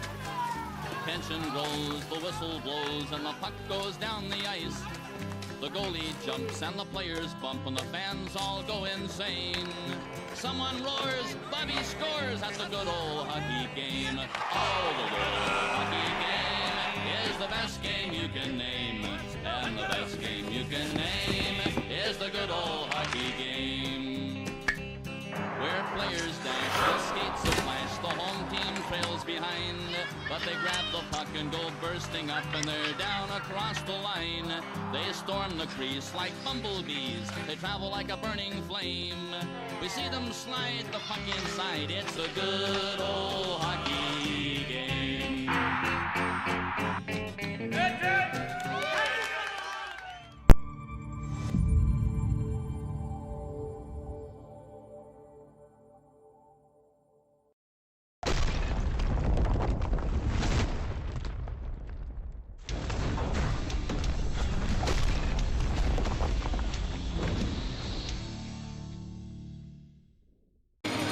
Officials are getting set to drop the puck. And we are underway from Biloxi. Crowder plays the bank off to Yevdokimov. Strong off the wall, takes it over to Pikarczyk. Backhand pass right over to Henry. In all alone, he shoots, he scores! Caden Henry opens the scoring. 32 seconds in, his 5th of the season. Biloxi strikes first at home. How about French and Schlepp round 2 at center ice, this time in Biloxi. French 6'2", 205 versus AJ Schlepp 6'8", 209. A heavyweight tilt here in the neutral zone. Both guys getting a feel for each other, slowly getting ready to go here at Breaker Bay. A quick fight.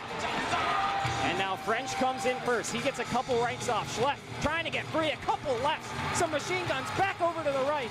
Nobody can get free. Schlepp, a couple connections. Trading with Bryce French. French is standing in there. Schlepp continuing to feed him. Grabs the jersey and takes him down. If he wasn't the nicest guy in the world, other than when he's fighting, probably could have pounded him. Yevdokimov comes in to intercept. Bank pass in the neutral zone. Here's Caden Henry with a stick lift. In all alone again. He scores! For an opportunity. And now Alexanian comes in and scores. Was paying a bit of attention to the Lucchese collision with Kim Miettinen over on the half wall. And Alexanian, in the midst of all that, tucks one home and cuts the lead in half. It's 2-1. Cox back over to Chirac. Chirac on his backhand looking in front. And Rosenzweig, sprawling all around, makes another big-time stop. He has been the rock for the Breakers and their X factor for success. You have Yevdokimov. Just missed the feed from Colarusso. Richie Colaruso's found a few really nice passing lanes. Another quick shot. In front, they score! Hat trick! Caden Henry!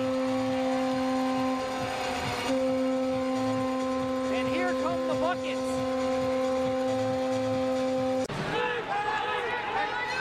Larwood, stretch pass for Bartlett. Here comes the man. He scores while being taken down. Ross Bartlett gets one back, throws his finger in front of his mouth to quiet the crowd. Instead, just no blood, and I think it should have happened there as Chirac buries one right in the bumper position, surrounded by blue jerseys. And he gets into a prime scoring area, and when Chirac has room, he can let it fly. Henry shimmies, shoots, save made Coffee, rebound, they score! Darius Davidson on the doorstep. His first as a Breaker gives them the lead with 10:15 to go. Dylan Infantino at the circle. Finds Thornton, now Infantino again. Infantino looking in front, the rebound on goal, and Coffee stands strong. The rebound, Crowder! Something happened. As in front, there it is. Ross Bartlett from the top of the blue paint tips one through the legs of Josh Rosenzweig. And now you have Yevdokimov fanned on the pass attempt, and now Bartlett springs ahead. You have Yevdokimov back checking. Bartlett to the middle, Alexanian. Bartlett scores. Short-handed. Ross Bartlett, a hat trick on the road. Stuns Breaker Nation, blowing kisses on his way down to High Five Coffee. Broken up by Cole Crowder. And now here come the Breakers, 2-on-1, Crowder and Yevdokimov. Yarrow to his backhand, in all alone, off the post, no! Rosenzweig was already celebrating. Coffee can't believe it, he's down.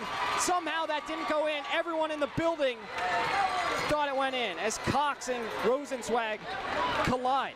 Now another opportunity, closing in all alone, backhand opportunity, Coffee, stones Bondi.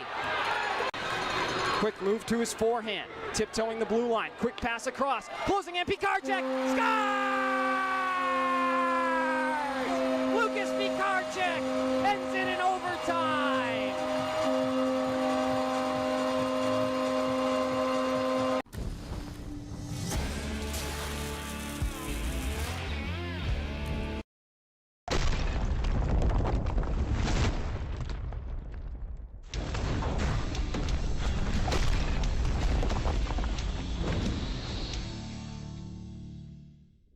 As we are ready to go here. Pikarczyk looking for a centering pass, goes all the way to the corner for Henry. Now a quick shot from Lucchese, score! Brandon Lucchese from inside the blue line surprises Bailey Stevens, and the Breakers strike first. It's 1-0 on the road. Here it comes back to Tim Delaney. Now a stretch pass over to Yevdokimov, closing in one-on-one, score! Yarrow Yevdokimov, what a feed from Grant Bondi back the other way. Oh my goodness, the vision And Yevdokimov in his first game wearing the captaincy notches his 5th goal of the season. And the Breakers double their margin. It's 2-0. Pikarczyk on over to Caden Henry. Henry looking to fight it on over to Yevdokimov. Drop pass on over. Pikarczyk shoots. Score! Lucas Pikarczyk. A beautiful passing play from the Breakers. That was going to be the make-or-break factor for Charlie Penz's group is puck possession. How about that time from what's becoming the best line, one of the best lines in the Continental Division. Pikarczyk, Henry, and Yevdokimov. 3-0. Back the other way, Bondi. Just barely able to force it out. Now quick touch pass from Yevdokimov over for Henry. Henry toe drag to his backhand. Score! Caden Henry with a highlight reel goal off a beautiful passing play. The exception line does it again. As breaking it out of the zone. Quick opportunity for Hansen. Traveling with him is Conway. Back for Hansen. Conway. They score! Conway tucks it on the short side, and the Breakers extend their lead to 5. How about that passing play from Curtis Hansen to Declan Conway? 2 seconds and 1, and that will do it. As Josh Rosenzweig picks up his first shutout of the season.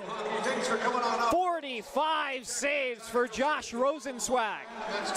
A night he very much needed to get those numbers trending back in the right direction, as now Infantino wants a piece of Steve Ford. A little something going on at center ice as the two teams are being separated by the officials. Yaro Yevdokimov hurting his cast of characters back one way. Trey Fisher and Ford still bickering.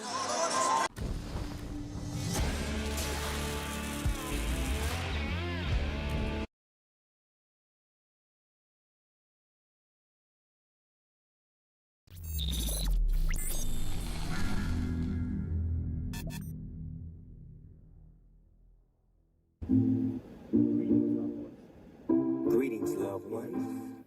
Let's take a journey. I love a place where the grass is really greener. Warm, wet and wild. There must be something in the water. Sipping gin juice, laying underneath the palm trees. And the birds break their necks, trying to creep a little sneak peek. You could travel the world, but nothing comes close to the Golden Coast. Once you party with us, you'll be falling in love. California girls were unforgettable. Daisy Dukes, bikinis on top. Sun-kissed skin so hot, will melt your popsicle.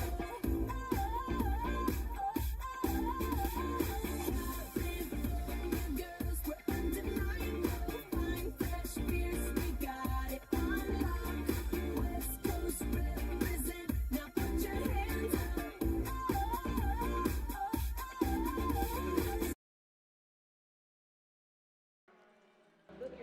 Moments away from puck drop for period 2. My name's Devin Dobek along with you. Let's walk you through our intermission summary now that our graphics all of a sudden magically are working. So huge shout out to one of Santa's elves who went into the IT department overnight and unblocked me from the server, but here we go. So the score, 2-0 Breakers. The shots, 12 guys, because the Breakers, when Conway scored at 4:51, were out shooting the Scarecrows 8-1. It definitely seemed like they had more than 2 shots, including Nerland's goal in the final 15 minutes.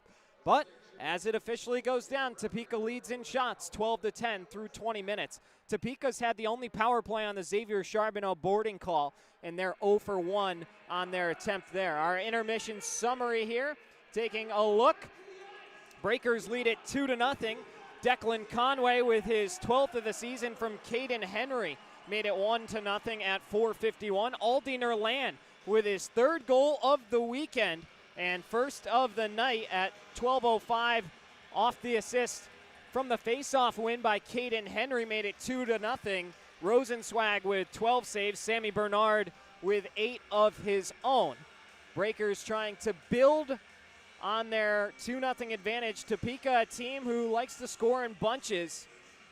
Last night, Robbie Nichols said they played a good 35 minutes, but the other 25, that's what they're going to need to clean up. Breakers will now go from left to right. Scarecrows from right to left into our Aaron's second period. Also, while we have a couple seconds before puck drop, would love to give a big shout out to the Gulfport Admirals football team, high school football team. They're headed to the 7A state championship. Hopefully they can take down the Tupelo Golden Waves. Forgive me for the pronunciations, but Breaker Nation is locked up with Admiral Nation, so shout out to Gulfport High School, wishing them the best in the 7A state championship down in Mississippi high school football. Hopefully they can bring back the win, and hopefully we can welcome them to Breaker Bay coming up. Keep an eye out for that as well. Dylan Infantino and Scott Koash set to take the ensuing faceoff, and we're underway in our Aaron's second period. Rosenzweig hindered behind the goal, centering pass for Inlow, almost was trouble. Quick blunder for the Breakers, almost went sour quick. Cole Crowder is out of tonight's lineup. Did get confirmation. Not sure if that is a healthy scratch or something else, but no Crowder tonight for the Breakers. So far, they have a 2-goal lead. Crowder has not missed a game this season, or actually might have missed one a couple weeks ago. I know he had lingering injury after a hit. As on the far side, Infantino ties it up in the far wall. About 1 minute gone by here in our Aaron's second period. Rosenbaum loses it into the middle. Quick shot save made by Rosenzweig. Scott Koash tried to go short side, now a centering feed. Looking for Hunter Hall. Comes all the way back to Bernard. Blaisdell into the skates of Clark. Deflects over towards Wilson. Wilson now in the offensive zone. Takes it away from Lucchese. Hansen, good back check, locked up with Clark. 22 on 22 there. Blaisdell in the neutral zone. Thornton almost stopped the pass. It actually came pretty close to his face. Thornton shaking his head as if to say, what the heck? Former teammate almost took him out. Hansen can't catch up to that one on the near wall, and it goes the full 200 feet for a Ben & Jerry's at the Hard Rock Cafe icing. Topeka trying to get some life into their team following an elongated intermission due to some performances, some Christmas performances. Young ladies that were out there absolutely crushed it. And back to the action here, 92 seconds into period 2. Elijah Wilson being guarded by Curtis Hansen. Declan Conway ties him up, throws him into the wall. Nice hit by Conway on Wilson. Out to the point, quick shot comes in, blockered away by Rosenzweig. Garrett Johnson, the backup on the bench tonight, but so far, not even a look in his direction with the way Rosenzweig has played. Rosenzweig with each of the 4 wins in franchise history. The first in franchise history belongs to Rosenzweig as well. That came back on October 18th in this same building against the Scarecrows. A 6-3 victory. Hansen loses it in his own end. Avery Smith bumped off the puck for a moment. Topeka repossesses it. Now the Breakers out of the zone. Carter Thornton 2-on-1 with Declan Conway. Thornton moving to his backhand. Lost control of it. Now on goal by Thornton. Still shoving away at it. And Topeka wins back the possession. Off a skate. Henry keeps it alive in the offensive zone for Biloxi. Centering pass taken away by Clark. Pikarczyk picks up the outlet feed by Smith, who bumps him shoulder to shoulder, and Breakers are going to get caught offside. Draw will come out to the dot, just outside the blue line. Still time to get your stocking stuffers bought. 4 Breaker tickets to the December 27th game, 4 game pucks, 4 small waffle cones, and 4 Sky Zone jump passes. $224 value just for $88. Call our office or visit us at 1643 East Pass Road in Biloxi to get yours today. Down below the end line, Gagnon shovels it up the wall. Just barely escapes the zone. Rosenbaum sends it back in, immediately rejected back out. Erland peeling back into his own zone. Skates through the middle, dangerously so. Drops it off to Bondi, who finds Rosenbaum, who will reset behind his goaltender. Erland right back below the end line. Bank outlet pass to Cade Henry. Henry has to take it in deeper again. Breakers going way too much south. Need to go more north here. Caden Henry with a burst of speed, lost possession. Pikarczyk patiently entered the blue line but couldn't catch up to the puck. Hall on over to Whalen. Quick shot, never got in on Rosenzweig, blocked down in front. Rosenbaum in the corner. Run into. Spun back down low. Avery Smith looking for a passing lane. Coils over to the middle. Sends one into the far corner.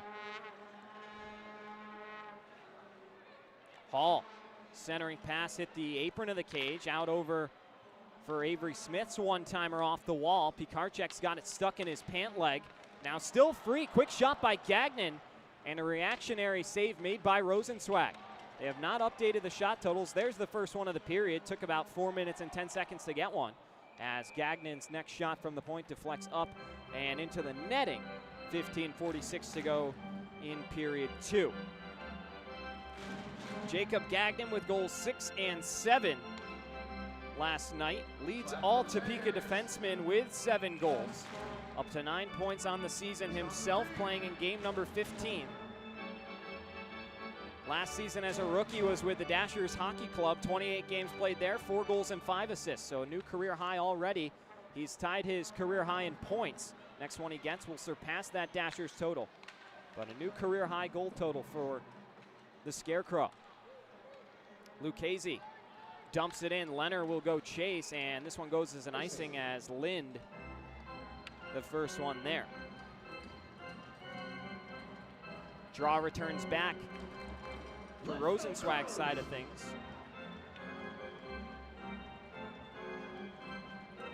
.8:17 local time. After the game, Breakers will head back home and begin the week of preparation for the Monroe Moccasins. Lucchese backhanding one around to Spinelli. Spinelli a little too indecisive, turns it over. Helped out by A.J. Schlepp. First minutes we've seen for A.J. Schlepp. Able to force it out of the zone. Connor Lind right back to work into the offensive end for Topeka. Lind with a burst of speed all the way around Rosenzweig. Centers it to the far side. Hugo Koch hits the brakes, sending it through the middle again. And finally, Davidson just barely taps it out over the blue. Breakers without a shot through 5 minutes here in period 2. Davidson blocks a pass. Leonard will coil back through the logo at center and wait for his team to change. Now his pass picked off by Koash. Right to work, 3-on-2 for the Scarecrows. Koash with it again. Centering feed is blocked down by Leonard. Good effort on the back check to avenge his own mistake. Charbonneau crunched on the near wall. Breakers also have not had a power play just yet. Conway hits the break, shooting one and just missed on the blocker side of Bernard. Bouncing puck, kicked out. Clark blew a tire. On over to Koash. 3-on-3, even numbers for the Scarecrows the other way. Dumped in. Might have been a deflected shot as well. Flanigan shoveling it back to the far corner. Charbonneau stopped it for a moment. Comes out to Papa Petros. Shooting one. Rosenzweig might have got a piece of it to force it to the far side. And Conway now breaks it back into the neutral zone. Just one shot logged in the frame for either side. But they also had 11 for the Breakers in the intermission. Online it said 10, so it might just be the one shot for Topeka. Breakout pass to Charbonneau. Charbonneau working on Papa Petros. Banks it in off the back windshield. Whalen over to Clark. Charbonneau, a nice hit on Gordon Whalen, but the Topeka Scarecrows right back into the offensive end. Bondi, nice shot block. Puck comes into the slot area. Rosenzweig sprawling all around, makes a flurry of saves. Could have been trouble. Topeka possessing the puck well in the frame. Norwinski's shot didn't get through. Now another centering feed. Sneath had his shot blocked by Infantino. Infantino goes down. Pikarczyk kicked it out over the blue line. Breakers look like they're killing a penalty right now. Just cannot find a possession. Smith in over the blue. Finds it over to Hunter Hall, the 6'4" power forward who was traded for from the Baton Rouge Zydeco moments ago. Nerland cherry picking in all alone on the breakaway to his forehand. Scars! Aldi Nerland! The Breakers had nothing doing in period 2. Aldi says, all right, I'll take a little minute here at the blue line. A good outlet pass from the Breakers. And Nerland with a beautiful move in all alone to get Bernard to bite to the left side and finishes on the forehand with a beautiful goal. Nerland, his 6th of the season, his 2nd of the night, his 4th of the weekend. 3-0 Biloxi.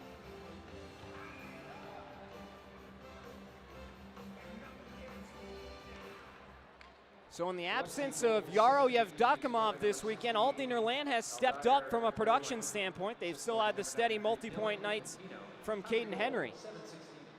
Breakers, another turnover. Leonard breaking it out to Davidson. Davidson with Thornton shoots one, and it goes wide on the glove side. Leonard tied up on the half wall, waiting for help. Thornton comes in. Spinelli pinching down low's got to be careful though. Bumped out to Coash, who finds Hugo Koch. Former Mississippi Seawolf is Hugo Koch. Had 47 games played in Biloxi, 25 goals, 42 assists, and was on the FPHL all-rookie team in his rookie season. Coash from the Honey Hole area might have missed the net. Rosenzweig could have got a piece of it on the blocker side. Davidson flips it out of the zone. Thornton almost had a chance to make a push. And now Topeka. Right back to work. It's Elijah Wilson. Spooning one down low. Papa Petros picks it up in the near corner. Infantino. Rubbed off the puck by Clark. Now Davidson with it. Thornton beckoning for a pass. Doesn't get all the way through. Whalen blows an edge and goes down awkwardly into the half wall. Right back up to his feet. Glad he's okay. Thornton almost had a chance for that puck to sneak by and have a chance at a break. Breakers are looking to extend their lead, but Topeka has controlled this frame. They've controlled the frame, but the Breakers have the only one that counts. Thornton bunting it in the direction of Conway. One-on-one, he'll go to work on Whalen. Through the legs move, and lost it in transition. Conway then whips it back off the deflection in on Rosenzweig. Rosenzweig wants an icing, but his teammate might have been the one that caused it. Henry, look at him fly over on the far side with his backhand. Gliding, hits the brakes hard. Centering feed, Charbonneau jumps to stop the puck down. Checo out-muscles him. Through the logo at center, right back to work. Hall for Checo. Rosenzweig just barely poked it into the corner. Gagnon through traffic, missed on the blocker side of Rosenzweig. Conway, baseball swing at it, can't get it out. Avery Smith below the end line, goes to the far wall. About halfway home here in Topeka, approaching the 10-minute mark in period 2. Centering feed gets all the way through, all the way back to the Topeka end where Gagnon will reset. Shots are listed at 15-12 in favor of the Scarecrows, but the Breakers with 3 goals. Nerland's got 2 of them. The other belonging to Declan Conway. Lucchese, hard off the glass, gets it out past Checo. Chip back on in.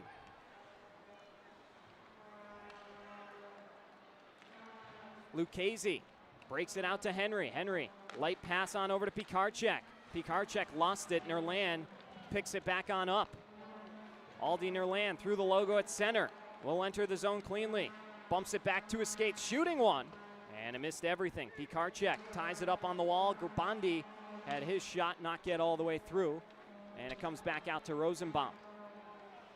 Rosenbaum in the direction of Henry. Bernard will be forced to cover. And whistle and a face-off coming 9:06. It's immediate timeout. We will take it. Don't go anywhere. Breakers with a 3-0 advantage here in Topeka.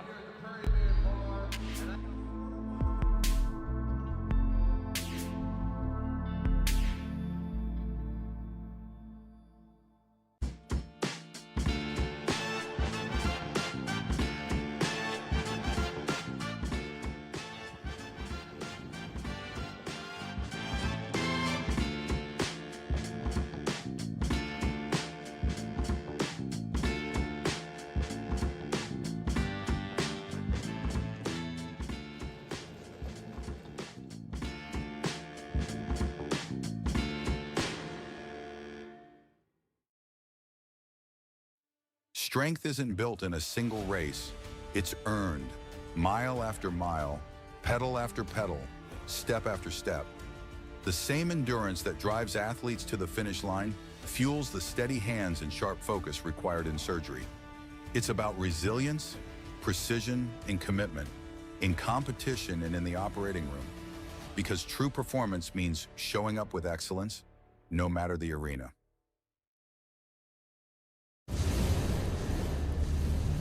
Scarecrows game. Email us at Scarecrows@gmail.com to highlight your group at a game. The state capital, Topeka, Kansas is the site. The final matchup here in Kansas between the Breakers and the Scarecrows. Topeka's won 2 of the first 3. Breakers trying to even up the season series before the final 8 games shift to Biloxi in 2026. Lynn run into the wall, frees up the puck. Hansen, tenacious effort to possess it. Drops it back down low. Infantino, couple paces behind, couldn't catch up to it. In low. Banking out towards Rosenbaum, caught up with the linesman, and it'll be sent in deep. Rosenzweig out to play it. Off the glass, can't get it quite out, returns to his cage now. Blaisdell, one-timer as he enters the zone, doesn't get through. Koash, back over to Hall. Hansen, fumbling it in his skates, and it's punched in deep again. Bondi, past Conway. This one will come all the way down towards Bernard for a Ben & Jerry's at the Hard Rock Cafe icing. You hear your make some noise. Happy 7th birthday, Ethan. Some interesting scores around the league. If you caught it, Indiana was up 3-1 last we checked. We'll try and get you some updated scores. Binghamton in front of Port Huron 3-1 in the 3rd period. Twin City defeats PD 2-1 in overtime, so they sweep the Ice Cats. Ice Cats fall to below 500, and Twin City has added to their lead above the Breakers for 5th place in the Continental Division. Danbury tied with Blue Ridge 2-2 in the 2nd. Athens leads Columbus 5-2 in the 3rd. Indiana up 5-2 in the 2nd against the Watertown Wolves. Monroe winning at home 4-0 against the Baton Rouge Zydeco. It is another media timeout because we didn't have a whistle after the under 15 minute with the goal. It was a lot of constant play. So while we have an extra second here, let's take a look at the Empire standings. Topeka in 3rd place. They're 5 points behind the Prowlers, who are going to lose tonight. So if Topeka finds a way to come back, they could be within a game of the Port Huron Prowlers. But after Topeka, it's Blue Ridge, Danbury, those 2 4 and 5 teams battling tonight, and then Watertown and Indiana. So with the exception of the Breakers and the Scarecrows, pretty much everybody battling the team right above or below them, which is pretty cool dynamic, all things considered. Now taking a look at the Continental, Biloxi with 12 points.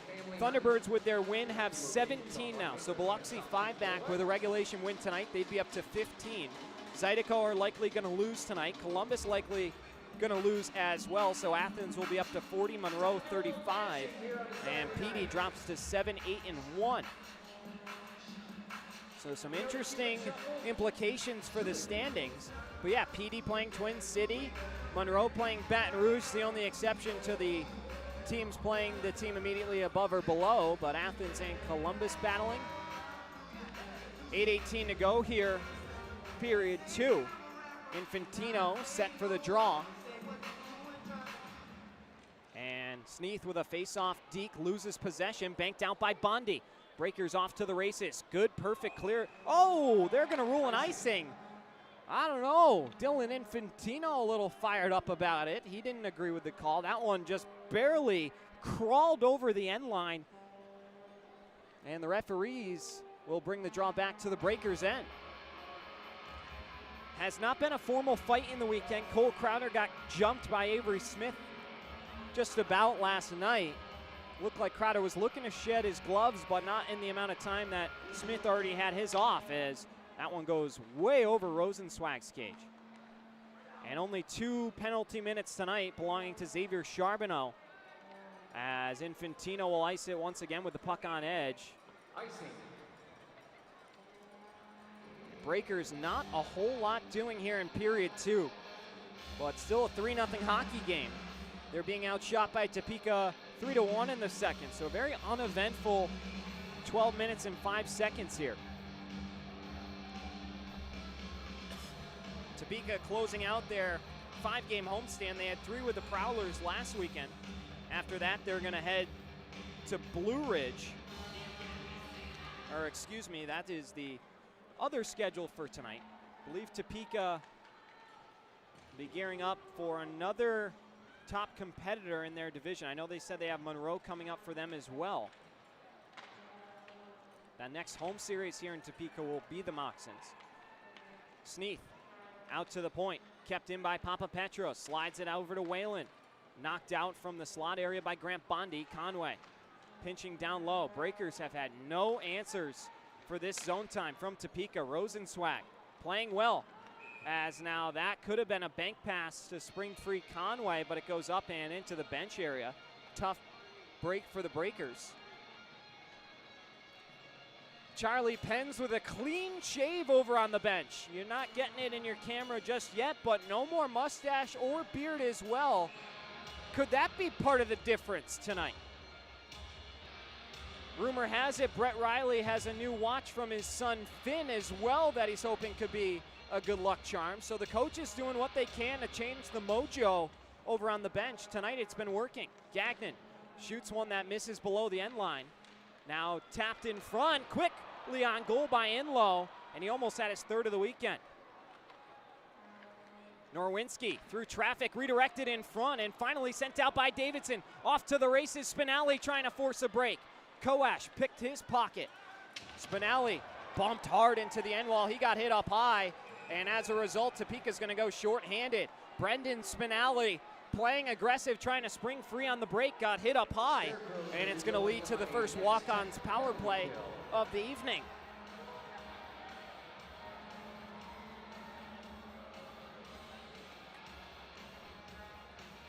TJ Sneath, the new father, is the guilty party.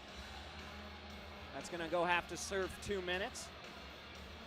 It's another, looks like everybody's bracing for another media timeout. Brendan Spinelli is going over to the officials maybe to show some potential blood if he got hit up high.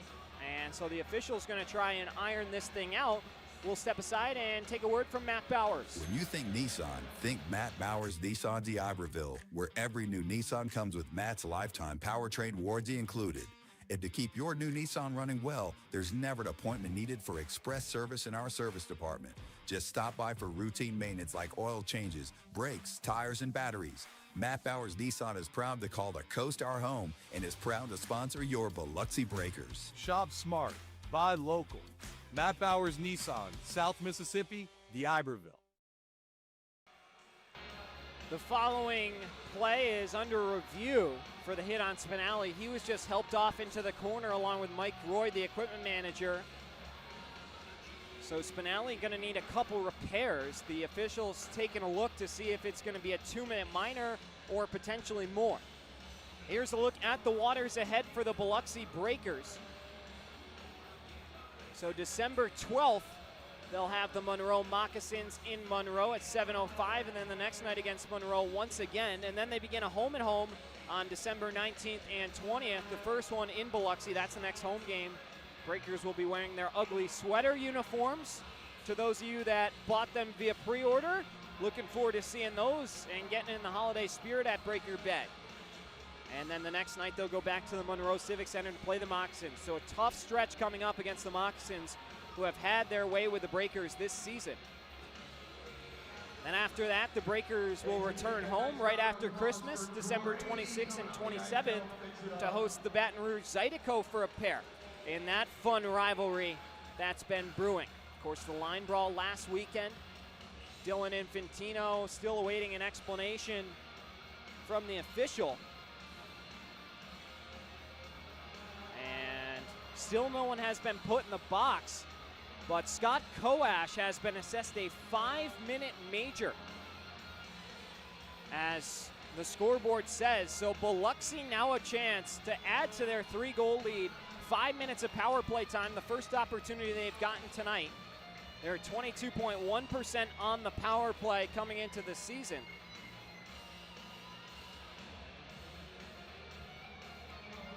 So Charlie Penz is going to figure out his first power play unit that he wants to send out there, being a little strategic.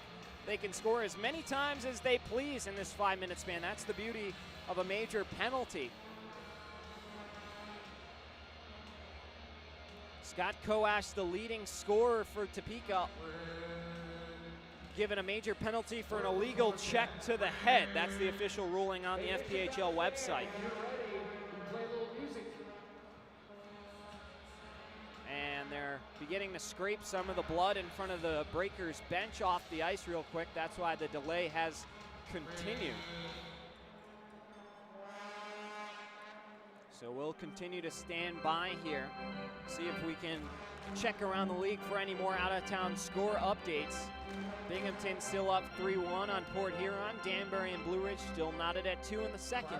Already said Twin City won 2-1 in overtime over the Ice Cats. Athens up 6-2 on Columbus in the third. They won 8-1 last night, outscoring Columbus 14-3 in a battle of what was 1 versus 2. Indiana still with a 5-2 advantage over the Watertown Wolves in New York. And Monroe still with a 4-0 lead over the Zydeco at the Monroe Civic Center.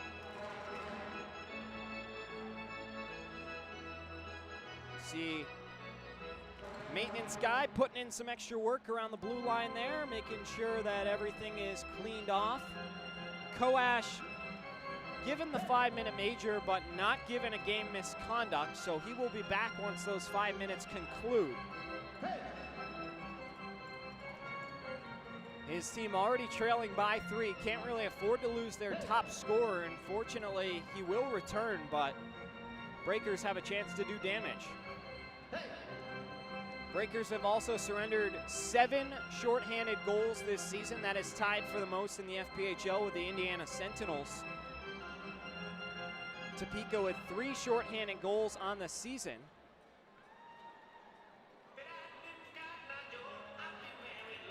See how aggressive Biloxi elects to be with a 3-goal advantage. Tell you what, there's been a lot less horns here in the Storm Montvale Event Center. A couple kids are still firing up their horns, but not nearly as much as there was last night. As they continue to chip away at the ice here, we'll step aside for another quick word from Matt Bowers.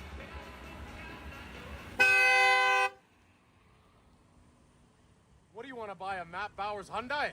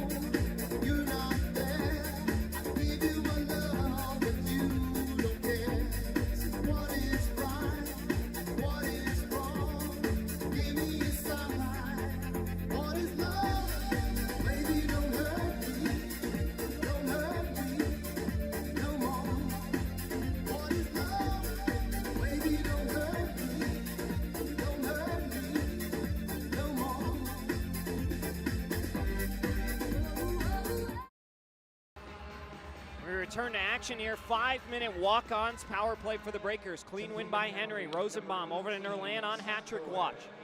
Back to the point for Rosenbaum. Shooting one, tipped in front by Pikarczyk. Almost stuffed it home on the doorstep. And it's sent back towards Rosenzweig. Rosenbaum skating it out through the slot area. Begins the charge with Pikarczyk. Lucas Pikarczyk. Dumping it in deep. Lind right into the body of Fabian Leonard. Spits on out to Rosenbaum. Backhand feed to Henry. Henry a little trouble controlling it. Shovels it down lower. Blaisdell knocks it out. Henry into the skates and Nerland. He steps over the blue line and coils one back down low. First one there is Leonard. Leonard hit hard into the wall by Lind. Right back up to his feet, but a scary looking hit there right in the numbers with Leonard's back turn. Saucer pass kicked by Nerland, just barely keeps it inside the blue line, and eventually it's forced out by Sneef.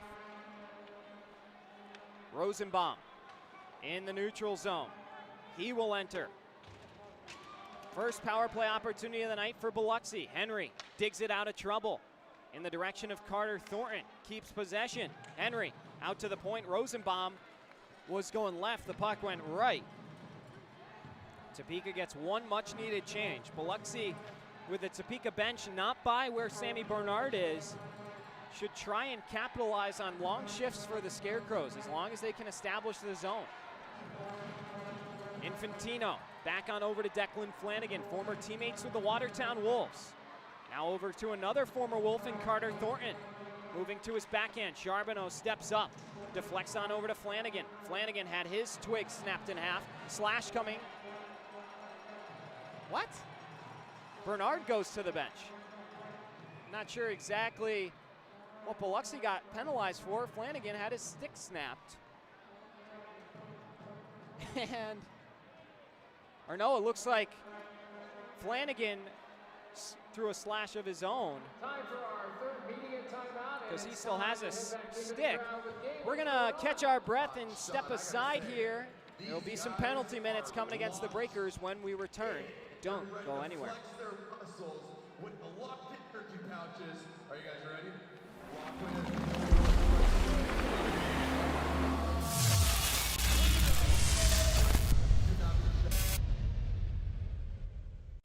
Recharge your body. Reset your mind. Revive your spirit. At Revive and Thrive, every detail is designed to elevate your recovery and well-being. Unwind in our serene salt therapy room and float suite. Awaken your senses with the benefits of cold water immersion. Then, step into a custom-built sauna featuring soft Himalayan salt lighting for athletes, adventurers, and anyone ready to unlock the power of recovery. Discover the difference at reviveandthrivems.com. Coastal Prints is a brand new business on the coast specializing in screen printing, embroidery, and promotional items. Being local and with 30 plus years of experience, Coastal Prints carries all the hottest clothing brands and thousands of promotional items. Uniforms, workwear, hats, drinkware, coolers, tchotchkes, and much more. Coastal Prints will make your brand and logo stand out. Come see the new showroom on Seaway Road in Gulfport or visit coastalprints.com or call 228-COASTAL.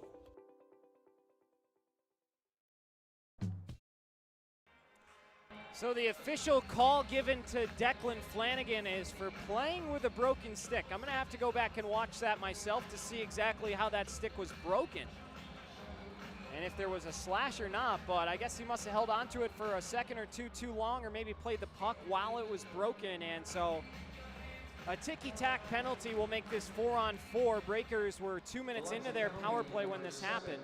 So we'll skate 4-on-4 for the next 2 minutes, and then a 1-minute walk-ons power play for the Breakers again.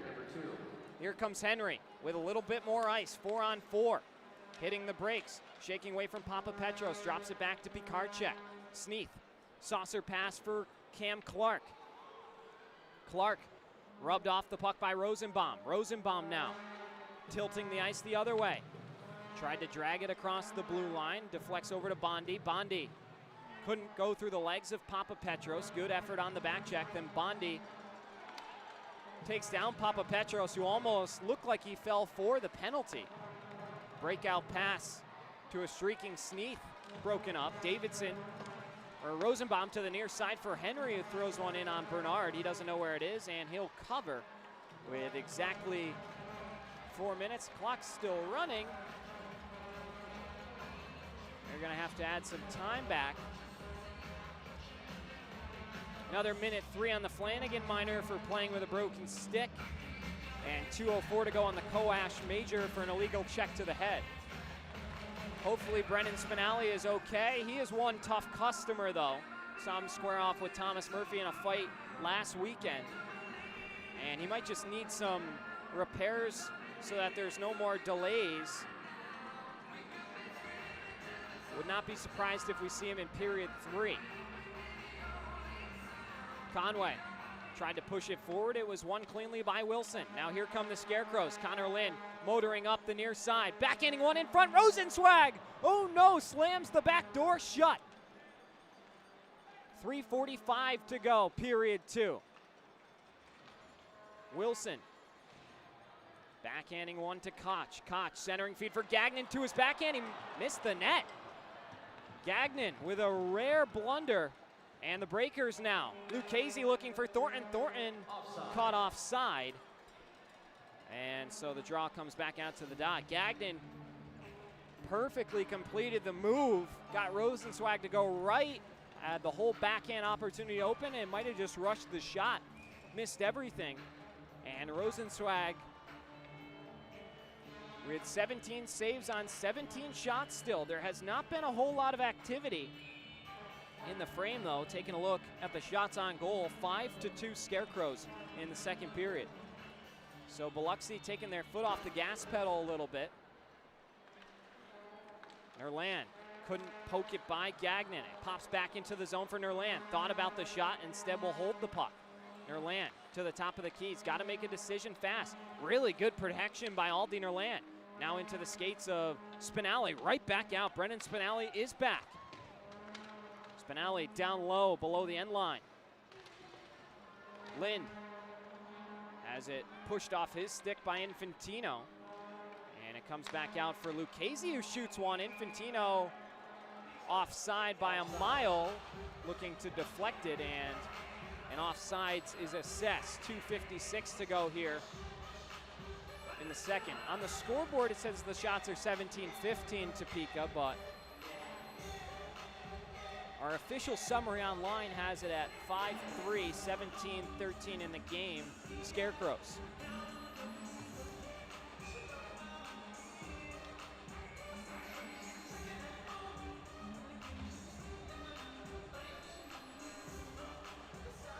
Hugo Koch to take the ensuing draw against his former Monroe line mate, Caden Henry.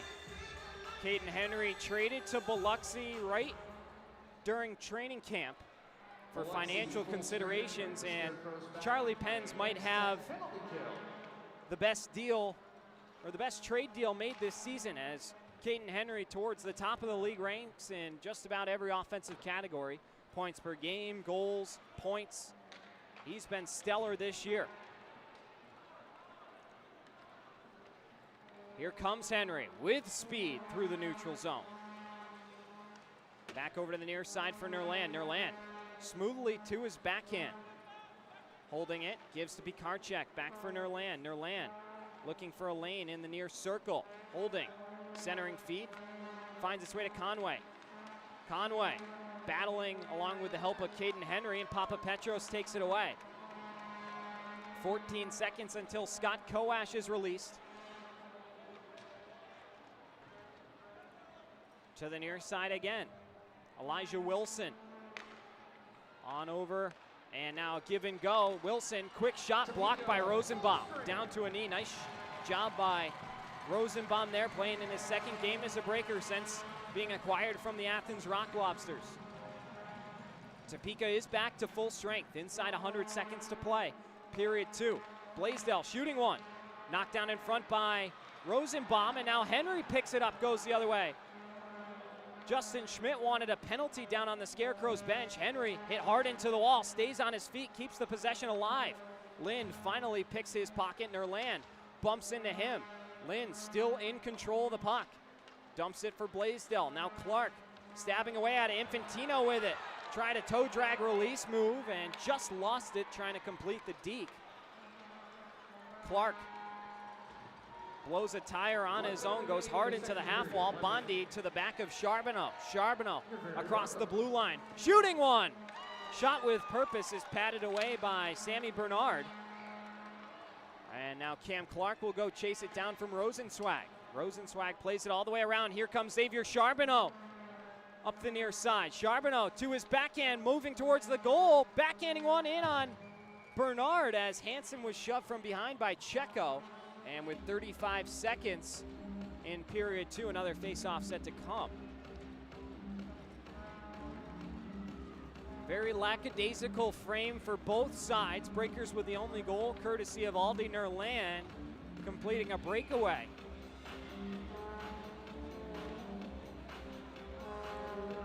Leonard and Checo on the draw. Leonard wins it back to Thornton. Thornton spinning back around with Gagnon right on him. lost control of the puck. Smith on over to Hall. 91-19. Hall shoots one into the skates of Lucchese. Rosenzweig aggressively out of his cage to play. It could be trouble. Rosenzweig spun all the way around, retreats to the blue paint, and finally able to reset. 10 seconds to go in the second period. Scrum on the near side half wall on the Breakers' end. Topeka running out of time to make something happen. They'll dump it in, and the clock will hit triple digits, or triple zeros, with the Breakers keeping their 3-goal lead intact. Rosenzweig has stopped all 17 shots he's faced, and his team up 3 goals with 20 more minutes to play. Both teams will go to the locker room. We'll catch our breath and get ready for a big third period coming up. Biloxi trying to head back home with a win. Don't go anywhere. Part 3 of Declan Flanigan's interview coming up in a moment.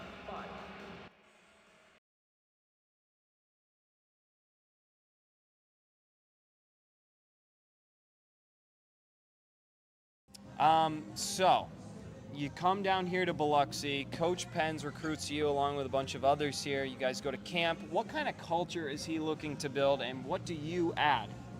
I think Charlie, and he's really inserted this into our brains right from day one, is he wants to build a winning culture here, and I think a lot of us are all on board with that. So that's the culture that I want to be playing for. I want to play for a winner, like I said. Again, competitive person, as we all know. Oh, yeah. And yeah, I mean, I stand by that. If you don't want to be a winner, nobody likes to lose, as my kind of philosophy. So, I mean, that's the culture we're building here, and I think we're on our way to doing that for sure.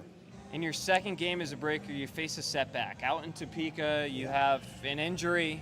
What was going through your head in that moment? I mean, obviously you didn't know you were going to be out for a month, but coming off an injury in Watertown, you pick up another one. Just take us through the mind of an athlete in that tough scenario. Yeah, obviously not how you want to start a season whatsoever, but I honestly didn't know that my hand was broken up until about 20 minutes before the next night, and we couldn't get my hand in a glove, so kind of made the last minute decision to scratch. But yeah, it was definitely a big setback. I mean, I don't think a lot of people talk about the mental side of being an athlete and what it takes day in and day out to like really keep a clear head. And I think this was one of the more challenging ones. At least last year when I broke my leg, I was able to go home and relax and kind of get taken care of in a comfortable setting almost, and what I was used to. But yeah, I broke my hand and I actually had surgery, which sucked. But there was obviously the days where you kind of just roll out of bed and it's like, just get to the rink and get it over with. And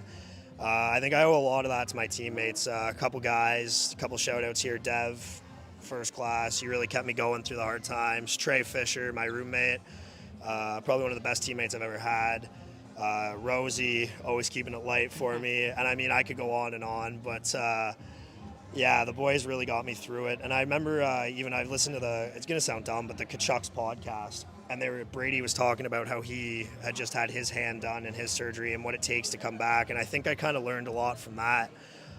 Just kind of other people's insights on it, and how to kind of like, I guess come back stronger isn't the right word, but to really get you through the tough days and make the better days better, and the good days better.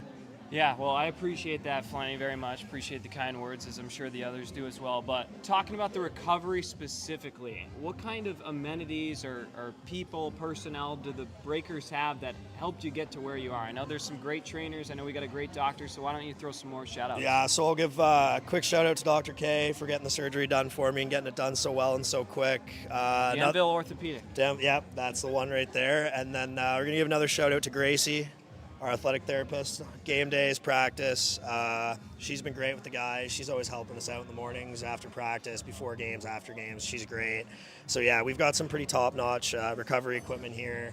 The doctors are great, so really can't go wrong where you go. So, Flanny, you get back on the ice. You've only had it's your third game under your belt. We'll fast forward to Baton Rouge, which was this past Saturday. You score a goal on the rebound, kind of a chaotic scenario, but as someone who was just out for a month, coming back and picking up your first goal with your new team, Just take us through the emotions that you felt and the celebration afterwards. Yeah. Quite the elaborate one. Yeah, so you've been giving me a hard time for this one. So honestly, I'll admit, I think I blacked out a little bit. The emotions were definitely running high, close game. I've always been taught play to the whistle, and I never heard the whistle. So, No, there was no whistle. There was a goal horn, but there was no whistle. Yeah, so I watched it back. I mean, I saw the puck sitting in the high slot and nobody kind of going to it, so I was like, oh, might as well just put this in. Like, worst case, they're going to give the goal to somebody else, right? So I ended up tapping it in, and then I saw the ref's hand kind of point as a goal, and I think I blacked out a little bit, honestly, dropped to one knee, jumped into the glass, the whole kit and caboodle. You know it. You saw it. I loved it. I did. Yeah, I told you. I kind of hinted at it if I scored last weekend that I was going to try to blow the roof off that place. So, like I said, rock star status. Yeah, rock star. You're an up-and-coming rock star down here in the South, Flanny, as some are coining it. But so keeping it moving here, we're wrapping up, but it's no secret that the Breaker defense has been an issue this season, especially with your absence. What can you do to help on the back end, getting back now? This will be your 4th and 5th game since your injury. Defense still needs help. They give up 45 shots even in the win against the Zydeco. Yeah. So what can you do to help limit that and play a little tighter? Yeah, I mean, I don't think it comes down to one guy coming back in the lineup. I think it's first of all, it's a whole team game, obviously hockey, but we've been working on our D zone, we're working out the kinks, and I mean, the season's still early. We're all just playing together for the first time. You see some of these guys that have been playing together on teams for 5-6 years now, and we're starting to iron out the kinks, but honestly, I just want to come in and do whatever the team needs me to do on any given night to get a win or get the 3 points. So whether that's if I need to provide offensively or if I need to provide defensively, I'm more than happy to help in either way. And you're using the body a little bit coming right off injury. A couple big hits against the bench there too. Yeah, I talked to Penner a bit before the game that night, and we kind of talked about how much adrenaline I would be on, kind of coming off of an injury and not really much practice. So yeah, I was definitely fired up for sure, and emotions were running high. So it was good that I could kind of keep them in check a little bit. But yeah, no, for sure. That's something I've been working on as I've made the jump to the pro level, is working on my physical side of my game, definitely laying the body a little bit more and just being meaner to play against. And that's something me and Charlie have been working on for a couple of years now, I guess, what feels like a couple weeks. But yeah, that's something I'm working on today for sure. What do you think of the group that's been built here? Do they have the potential to make a run? What are the positive signs that you can foresee for the rest of the season? Yeah, for sure. I mean, I definitely think we have the potential to go on a bit of a run here. We have a great group of guys in the room. Everybody gets along. I don't think I've ever played with a tighter knit hockey team. It's crazy. I mean, even playing in Watertown, we didn't all live together, but now living together, I think it just adds so much more of a perspective of how close we are as a family. I mean, we definitely have the talent in the room, and we definitely have the work ethic, so I think we're able to go on a run by the end of the year. All right, wrapping up here, but what's your favorite thing about being down here in Biloxi? It doesn't even have to be hockey related, maybe something that you've had the chance to do or see.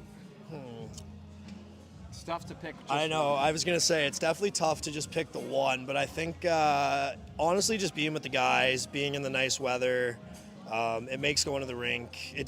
None of this feels like a job, but it's crazy to say that this is our job. But it's honestly everything, just all the little day-to-day stuff, honestly, like going to grab lunch with the guys or the small chats. We have some fun back at the apartment, some heated pickleball tournaments, and I know me and you were talking about the golf course, but so we'll have to get that going. I smoked him in pickleball when he had the broken hand. Well, I want that on the record, so here it is. Yeah, so Dev really likes to bring that one up, so I'm going to take my talents to the golf course, and we'll settle it there. Sound good, All bud? right, yeah, I'm ready to go. What's your handicap? You'll find out soon enough, bud. All right, fair enough. It's low. But Flanny, I won't close the curtain on you without you getting the last word. Is there anything else that you'd like to discuss on episode 19 of Breaker Banter? Man, I think we kind of touched on it all, didn't we? I know, we did pretty good. We had a good chat. He was saying, like, well, let's go for 2 hours on the elevator up here. I was like, we'll see how long we can go. But we made it. Flanny, it was a blast. Your message to the fans is how I always leave it.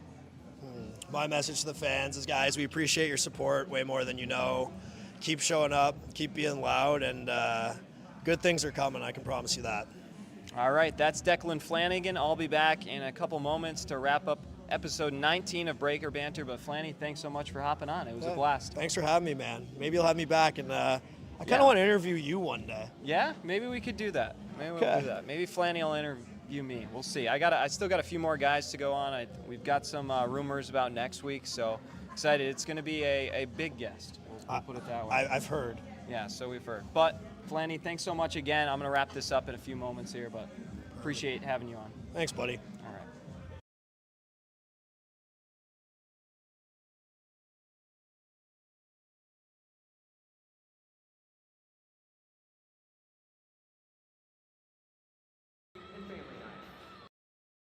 Fans, they just did another lengthy 25-minute intermission, so we still have 16:20 to go until the third period begins. They had the dance team out at center ice again and then chuck a puck.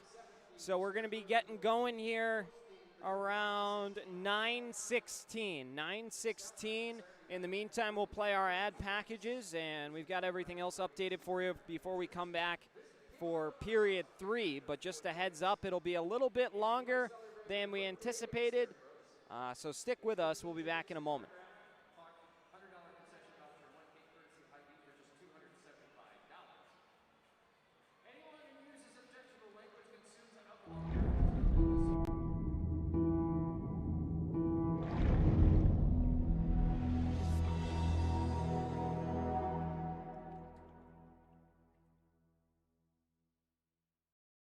Strength isn't built in a single race. It's earned, mile after mile, pedal after pedal, step after step. The same endurance that drives athletes to the finish line fuels the steady hands and sharp focus required in surgery. It's about resilience, precision, and commitment, in competition and in the operating room. Because true performance means showing up with excellence, no matter the arena.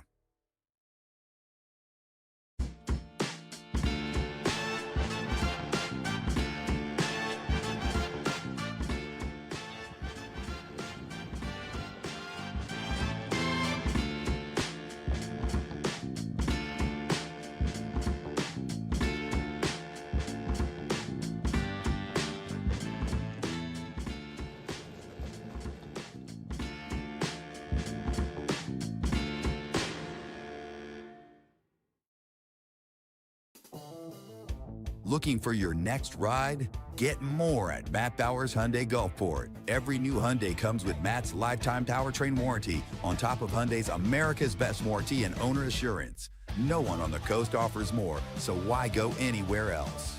Visit us today during the Getaway sales event happening now just off Lorraine Road north of I-10. Official sponsor of your Biloxi Breakers. Shop smart, buy local. Matt Bowers Hyundai, Gulfport.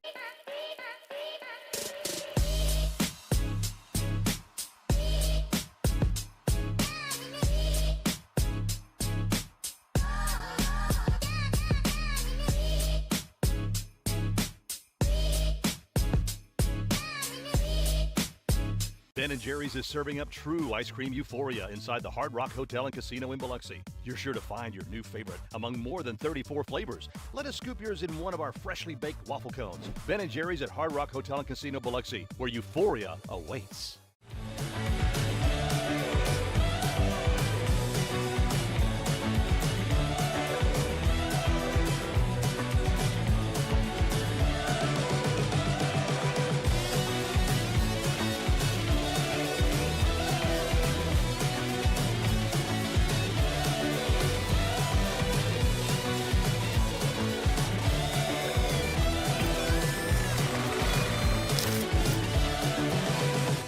Fly in for a daiquiri that scores every time. Mile High Daiquiris is an aviation-themed daiquiri shop and the official daiquiri of the Biloxi Breakers. Open 7 days a week and offering 15 refreshing flavors, jello shots, beer, and even a non-alcoholic daiquiri. They supply mobile daiquiris for weddings, birthday parties, and events. Only 4.6 miles west of the Mississippi Gulf Coast Coliseum. Grab your crew and come try the best daiquiris on the Gulf Coast where flavor takes flight. Become a frequent flyer at 1107 Cohen Road, Suite B, Gulfport. At Superior Optical Lab, we're proud to be certified as a service-disabled, veteran-owned small business and to provide quality eyewear to veterans to whom we all owe our freedom. Thank you for your service. Recharge your body. Reset your mind. Revive your spirit. At Revive and Thrive, every detail is designed to elevate your recovery and well-being. Unwind in our serene salt therapy room and float suite. Awaken your senses with the benefits of cold water immersion. Then, step into a custom-built sauna featuring soft Himalayan salt lighting for athletes, adventurers, and anyone ready to unlock the power of recovery. Discover the difference at reviveandthrivems.com. Coastal Prints is a brand new business on the coast specializing in screen printing, embroidery, and promotional items. Being local and with 30 plus years of experience, Coastal Prints carries all the hottest clothing brands and thousands of promotional items. Uniforms, workwear, hats, drinkware, coolers, tchotchkes, and much more. Coastal Prints will make your brand and logo stand out. Come see the new showroom on Seaway Road in Gulfport, or visit coastalprints.com or call 228-COASTAL. The Mississippi Gulf Coast is where community and teamwork come together, on and off the ice. Fosi Residential is proud to support the Biloxi Breakers as they bring the heat to the rink this season. Fosi Residential manages 3 unique apartment communities along the coast, each offering modern finishes, resort-style amenities, and a location that puts coastal living right at your doorstep. Ready to find your community? Visit foshiresidential.com/Biloxi Breakers for more information. Every new Hyundai from Matt Bowers comes with Matt's lifetime warranty included. That's in addition to Hyundai's America's Best Warranty, a 10-year, 100,000-mile powertrain warranty, and Hyundai Owner Assurance. You get both warranties, making a new Hyundai from Matt Bowers an excellent value. Come visit us today during the Getaway sales event at our new showroom just off Lorraine Road north of I-10 in Gulfport. Shop smart, buy local. Matt Bowers Hyundai, Gulfport. When injury knocks you out, Bienville Orthopedic Specialists will be there for you every step of the way. We are here to get you back in the game, back in motion, back to your life. Our elite team of orthopedic specialists will work side by side with you, educating you about your treatment plan, utilizing advanced technology, and providing you with a successful path to recovery. Bienville Orthopedic Specialists. We will get you back. When things heat up, you don't just want a cold one. You want the coldest one. The cold lagered, cold filtered, cold packaged one.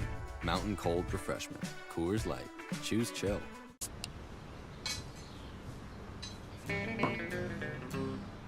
Hello out there, we're on the air. It's hockey night tonight. Tension grows, the whistle blows, and the puck goes down the ice. The goalie jumps and the players bump and the fans all go insane.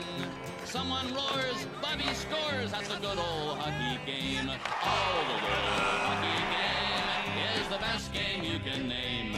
And the best game you can name is the good old hockey game. Where players dash and skates a flash, the home team trails behind. But they grab the puck and go bursting up and they're down across the line.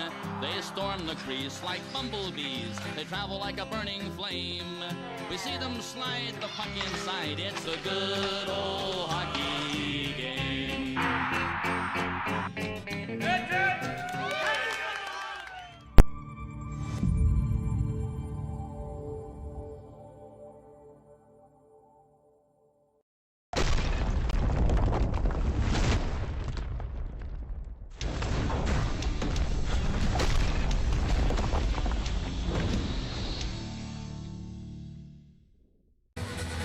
Take the opening face-off is Caden Henry. Opposite of him, Ryan Galvin.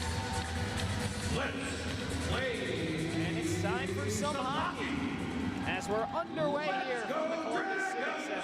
Let's go Dragons, an early chant booming in through the PA speakers. Lucchese's pass intercepted again, intended for Yevdokimov. Storjahan into the middle, Blacksmith, toe drag to his backhand, he scores! Joette Blacksmith with a highlight reel goal, pulling it back around himself and tucking it Bobby Orr style to beat Rosenzweig, and the River Dragons strike first. It's Blacksmith's first of the season. Henry on over to Nerlin. Nerlin running out of speed, gets it back for Henry, who scores! Caden Henry checks back in on the score sheet off the slick feed from Nerlin. And And the Breakers on the road quiet the Columbus crowd at 1-1. Nerland wheeling around through his own end. Quick head fake and now trying to split the D. Short-handed. Back come the River Dragons. Pezzamenti scores. Aldi Nerland turned it over in the neutral zone, forcing an odd man rush the other way. Crowder couldn't knock it away. And Benjamin Pezzamenti picks up his second goal this season, extends his point streak to a pair of games, and Columbus regains the lead. That is the Continental Division most, fourth shorthanded goal against Biloxi.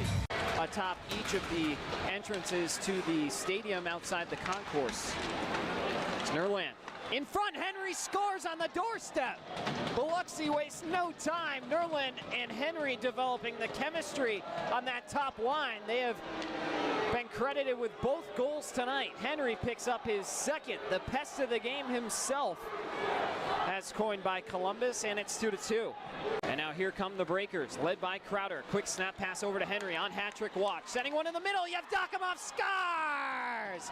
Yaro Yevdokimov, the captain, checks in off a feed from Henry, and the Breakers on the power play leap in front. It's 3-2. Blacksmith. Back up to Barrow. Barrow, Blacksmith, shoots, scores.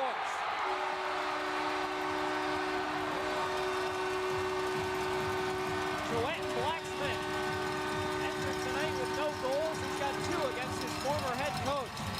Conway, touch pass for Pikarczyk, protecting it. Spinning one into the middle. Conway on goal, stars! Declan Conway. Quick cat-like reflexes, finds the puck in the slot. And before Roy could even direct his attention to Conway, beats him on the stick side to make it 4-3. Conway with goals in back-to-back nights. That's his 7th of the season. And it's 4-3 Biloxi. Rosenzweig's been sharp when he needed to be here tonight. He gets hit hard behind the goal, and now here's Hansen coming to help out his goaltender, jumping on someone. Rosenzweig wants a piece of him too. Pandemonium in Columbus, down in the corner. Rosenzweig got cleaned out behind the goal, and we're going to see some penalties now here. Referees telling Rosenzweig to head off. Cole Crowder through the legs of a Columbus defender. Now over to Blacksmith. Blacksmith in the middle, they score. It's Alex Storjahan. He had 2 or 3 grade A scoring opportunities on this exact same shift, and finally he's rewarded as he flips that one over the glove side of Rosenzweig. And it's 4-4. Down low again. Here's Wickline, pivoting away from Thornton. Rat from a low angle, turned aside by Rosenzweig. Off the wall, quick chance in front, deflected, they score! Columbus was dominating the zone time with all kinds of traffic in front. And that one's deflected up and over the end goal line.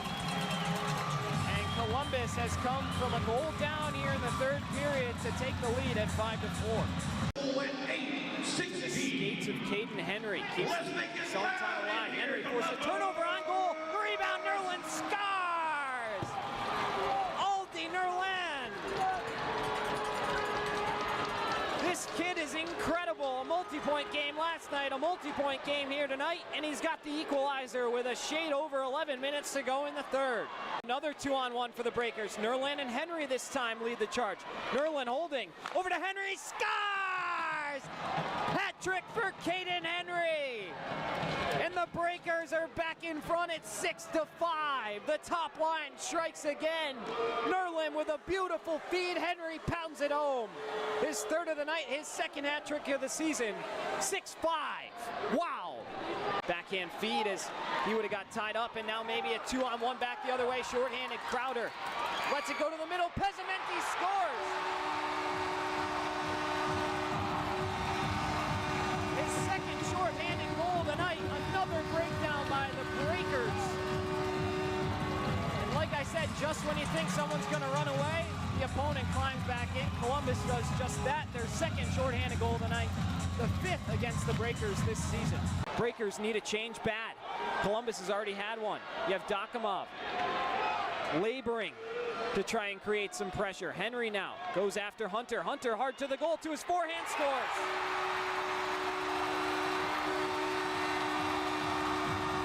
And the River Dragons sweep their home opening weekend and take this one by a final of 7-6 in overtime.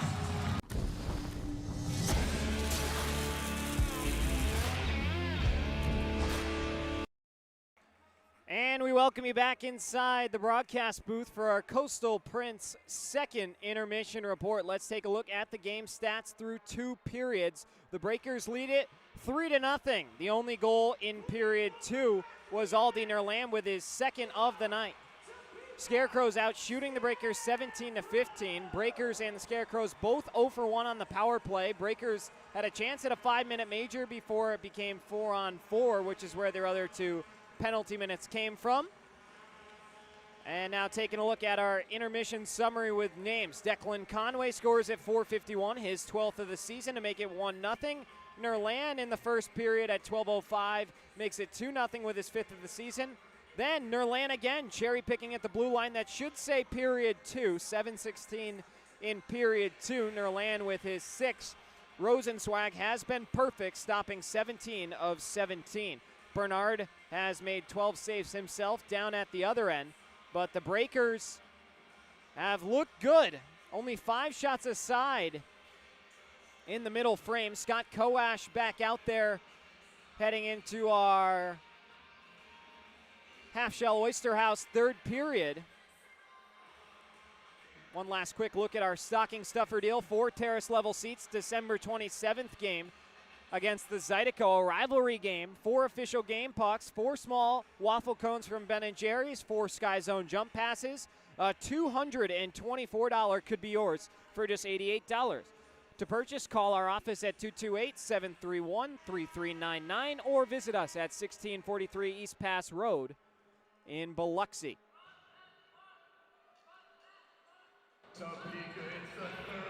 Fans are ready to go, so are we.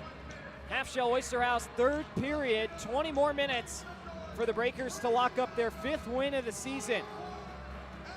Breakers will now go from right to left, Scarecrows from left to right. It's the Hansen line again with Thornton and Davidson out there for Charlie Penn's group. Countering is Robbie Nichols, Scarecrows with Koash, Inlow, and Koch.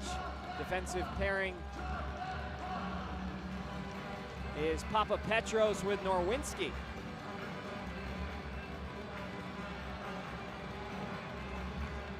And we're back underway here in period 3. My name's Devin Dobek, along with you on Breakers TV, YouTube, Sporfy, 106.3 Super Talk Mississippi, and at Walk-Ons in D'Iberville. Puck deflects over to Inlow. His shot didn't get much on it, and now backhand feed over to Thornton. Thornton rubbed off into the wall by Inlow. Inlow wins the puck battle and will try and head back the other way. His pocket's picked by Darius Davidson. Davidson into the glove of Koash, who wisely puts it right down for himself to play to avoid the hand pass and then flips it in on Rosenzweig. Koch with a little bit of pressure. Lucchese will come to clean him out. And another face-off set to come.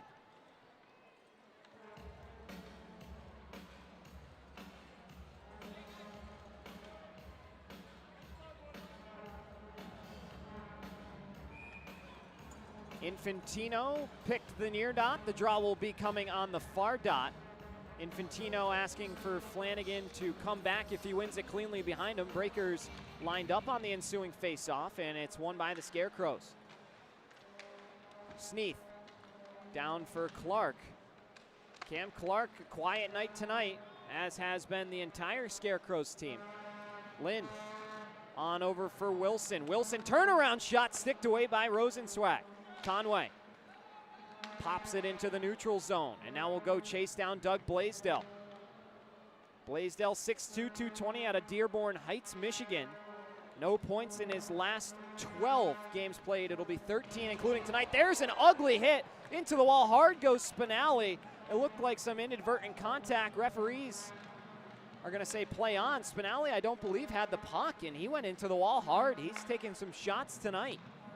Henry into the offensive zone, shooting one, and it goes wide on the blocker side. All the way out to Bondi. Bondi Pass through the middle into the skates of Rosenbaum. He needs a minute to collect it and banks it on over to Pikarczyk, who takes a shove on the wall. Rosenbaum pops it up and into the seats. And with 18:18 to go, another whistle set to come.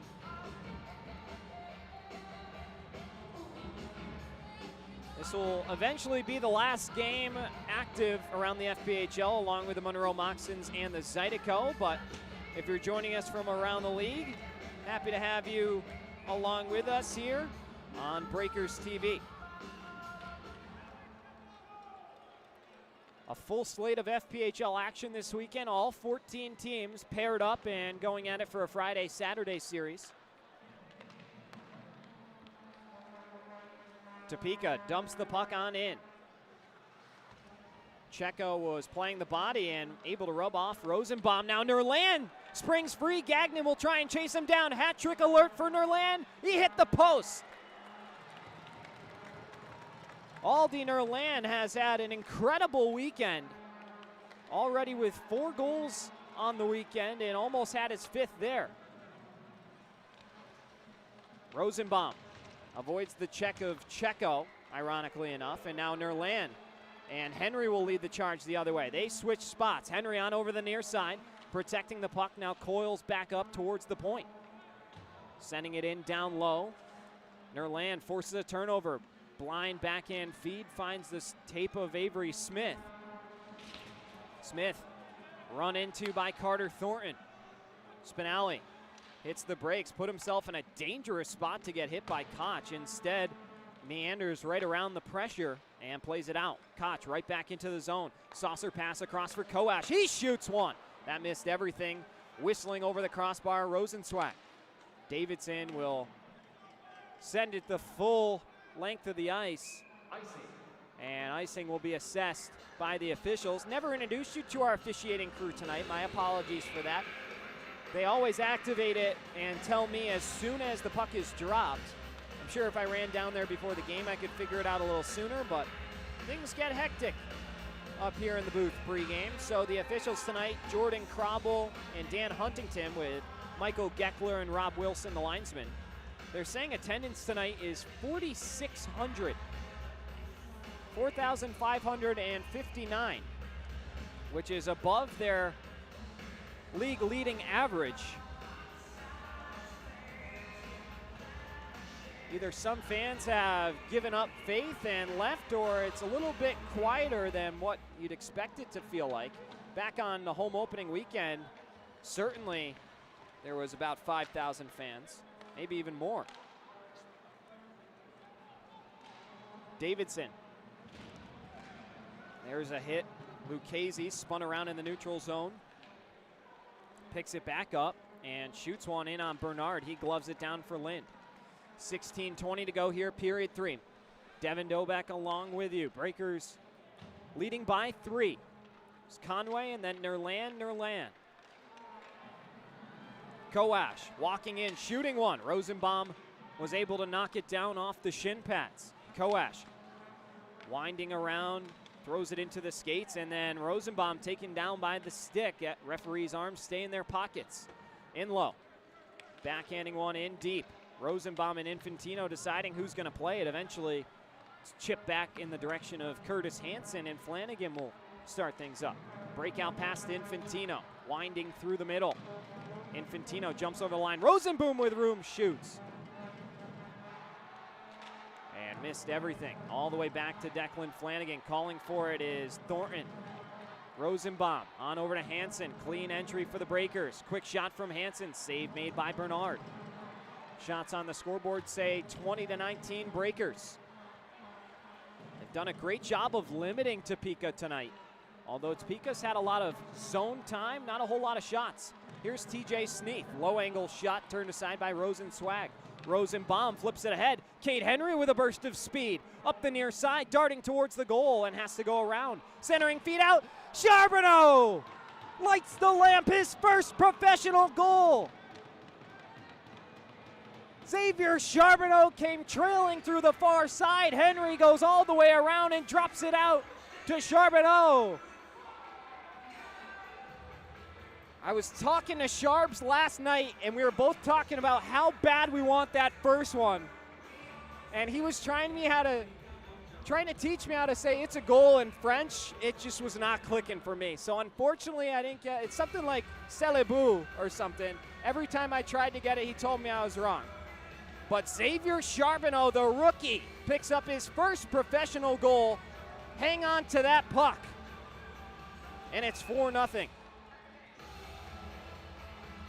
It's got to feel good for Charbonneau. He's had a lot of opportunities early on in the season, and now finally pots his first one. The assist goes to Caden Henry, and Aldi Nerland adding to his big night. Spinelli rubbed off the puck by Avery Smith. Turns it over to Fabian Leonard. Leonard, saucer pass just out of Thornton's bandwidth. He shimmies left, goes right. Gagnon read it well, pins him into the wall. Leonard behind the goal, run into the boards. Leonard comes out with the loose puck. Turning one in the direction of Bernard, and it goes wide. Davidson tried to repossess the puck. It comes back to Luke Casey, who shoves it on over to Thornton, and Davidson's shot eventually goes wide. Avery Smith, saucer pass, tiptoes the blue line. Gagnon sent it in on Rosenzweig. Now Infantino springs free. Curtis Hansen. Hansen ran out of gas, and a good back check by Lynn. Finally gets a shot away, and Bernard makes the save. Hansen was just a little flat-footed, tough break there, and a good back check from Topeka.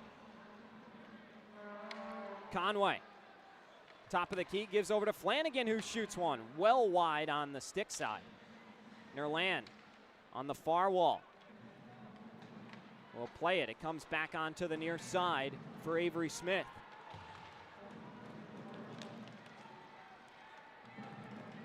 Rosenbaum for Henry. Henry shoots one. A pass off the pad with purpose that Bernard got more than enough of to make sure a breaker wasn't around on the rebound attempts. Out to the point, Rosenbaum holding and shooting, and that goes way high off the glass. Breakers putting the pressure on here in period 3. Inside 13 minutes to go, Nerland protecting the puck, gives it up to Koch, who shoots. Nerland got thrown down to the ice by Koch, and he's going to go for a hold. Nerland got to be careful taking the puck back in his own end, but at least he draws the penalty.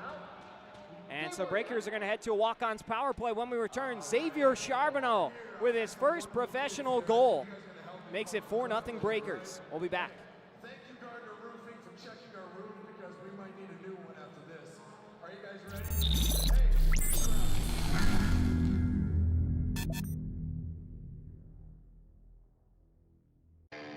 Every new Hyundai from Matt Bowers comes with Matt's lifetime warranty included. That's in addition to Hyundai's America's Best Warranty, a 10-year, 100,000-mile powertrain warranty, and Hyundai Owner Assurance. You get both warranties, making a new Hyundai from Matt Bowers an excellent value. Come visit us today during the Getaway sales event at our new showroom just off Lorraine Road north of I-10 in Gulfport. Shop smart, buy local. Matt Bowers Hyundai, Gulfport. Ben & Jerry's is serving up true ice cream euphoria inside the Hard Rock Hotel and Casino in Biloxi. You're sure to find your new favorite among more than 34 flavors. Let us scoop yours in one of our freshly baked. In between the media timeout, you'll see there's all kinds of commotion going on at the red line. Robbie Nichols is around the glass yelling at someone. Coash getting into it with the Breakers bench. Carter Thornton and Dylan Infantino were in the middle of it. They didn't have the camera on it the whole time. It was on the crowd, so I just cut the commercial to bring it back because this thing's still unfolding. Robbie Nichols shaking the entire stanchion. Carter Thornton, the former Scarecrow, enjoying his 4-0 cushion against his former team and coach who moved him. And not sure if we're going to have any penalty minutes unfolding out of this, but certainly some hostility that could boil over into maybe a couple kerfuffles, if you will. Wouldn't be surprised if when the pucks drop, something happens. Josh Rosenzweig, where else would he be? Right on the center red line, making sure that he's not being left out of any action. Rosie certainly likes to stir the pot. I'm sure he's got a few good chirps flying down there, as still the two teams in a Western standoff protecting their respective halves of the ice. Nichols talking with AJ Schlepp, who's bending around the glass. Justin Schmidt out of the lineup tonight, but on the bench in a suit for the Scarecrows. As still everybody trying to figure out what's going to happen here. Be interested to see how this all started, because there wasn't any big hit after the whistle or something. But AJ Schlepp is being escorted to the penalty box, it appears, but not without having a few more words for the Scarecrows. Schlepp barking with Scott Koash. Referee will put him in the box. Schlepp getting his money's worth. And we'll see what happens when this puck drops. Pretty entertaining affair for Breaker Nation. Turn down the Chick-fil-A promotion going on. A couple guys beginning to shake their gloves. And this is starting to get a little interesting here in what was a one-sided game on the scoreboard. Now, if you're Charlie Pence, you got to understand you've got a coach who prides himself on physical play and penalty minutes. Topeka with just under 450 through 15 games this year. So you got to protect your star players here and not make the same mistake Chad Bailey did during that line brawl last weekend between the Breakers and the Zydeco. Obviously, you're going to have talent on the ice to close out this game, even though you have a 4-goal lead. But with what just went down, this next line is going to be a very big one. So it looks like Hugo Koch had the 2 minutes for the hold on Nerland, and now AJ Schlepp added to the penalty box as well, which you see on your screen. So the walk-ons power play will not be happening. And they're going to continue to try and figure out exactly what's going on.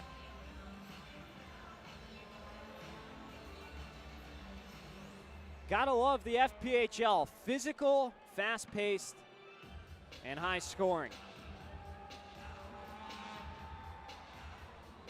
And even in these games where it's a 4-goal margin, things can still happen as they did last weekend. And a reminder, these two teams will play 8 more times, and all 8 will be in front of the home crowd at Breaker Bay. So starting to see them get into it after whistles is going to paint the picture for a fun season series the rest of the way once it shifts to Biloxi down in the south.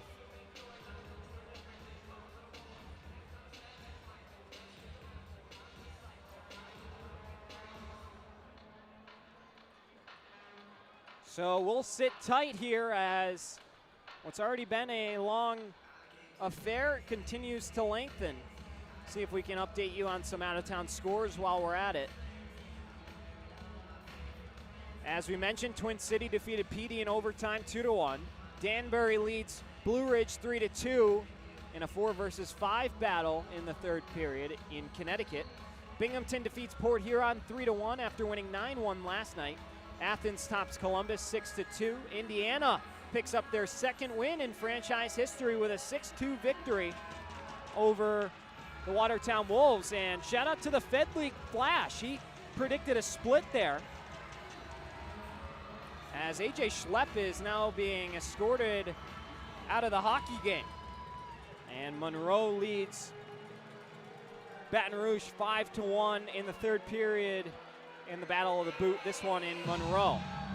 So I'm not sure what Schlepp did or said. He's going to be sent off. I'll get the full scoop after the game. Backstreet Boys bids farewell to AJ Schlepp as he goes to the locker room. And now you've lost, for lack of a better phrase, your guardian angel in AJ Schlepp, who prides himself on protecting his teammates and going after guys who tried to put them in peril. So now the Breakers are without that. And, of course, Justin Schmidt out of the game for Topeka, but Avery Smith's still around. And this is a very lengthy review. We're going to send it to a quick commercial break and be back.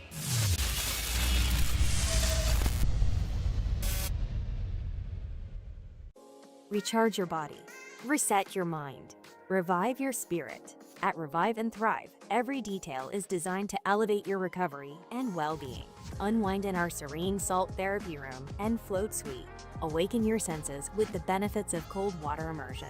Then, step into a custom-built sauna featuring soft Himalayan salt lighting for athletes, adventurers, and anyone ready to unlock the power of recovery. Discover the difference at reviveandthrivems.com. Coastal Prints is a brand new business on the coast specializing in screen printing, embroidery, and promotional items. Being local and with 30 plus years of experience, Coastal Prints carries all the hottest clothing brands and thousands of promotional items. Uniforms, workwear, hats, drinkware, coolers, tchotchkes, and much more. Coastal Prints will make your brand and logo stand out. Come see the new showroom on Seaway Road in Gulfport or visit coastalprints.com or call 228-COASTAL. When things heat up, you don't just want a cold one. You want the coldest one. The cold lagered, cold filtered, cold packaged one. Mountain Cold Refreshment. Coors Light. Choose chill.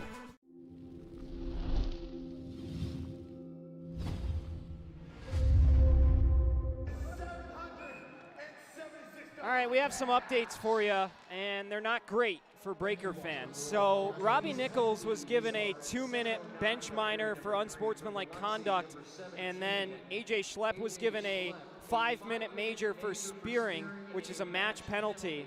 And not to cause too much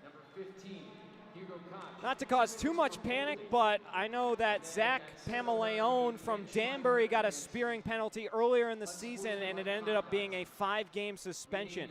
Schlepp just got a 1-game suspension against the Zydeco last weekend, so hopefully the Breakers do not lose him. It's 4-on-3, though, so it is a walk-ons power play.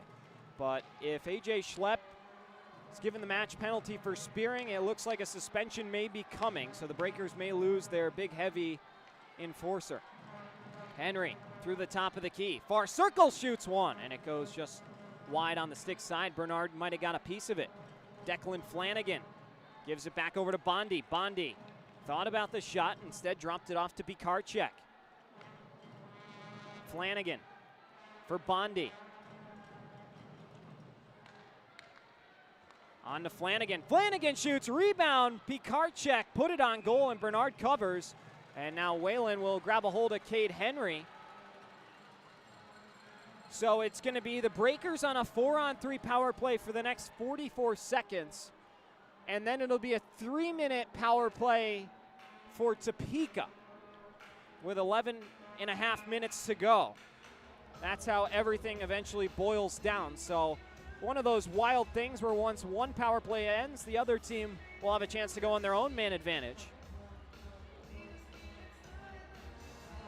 But Schlepp given a match penalty.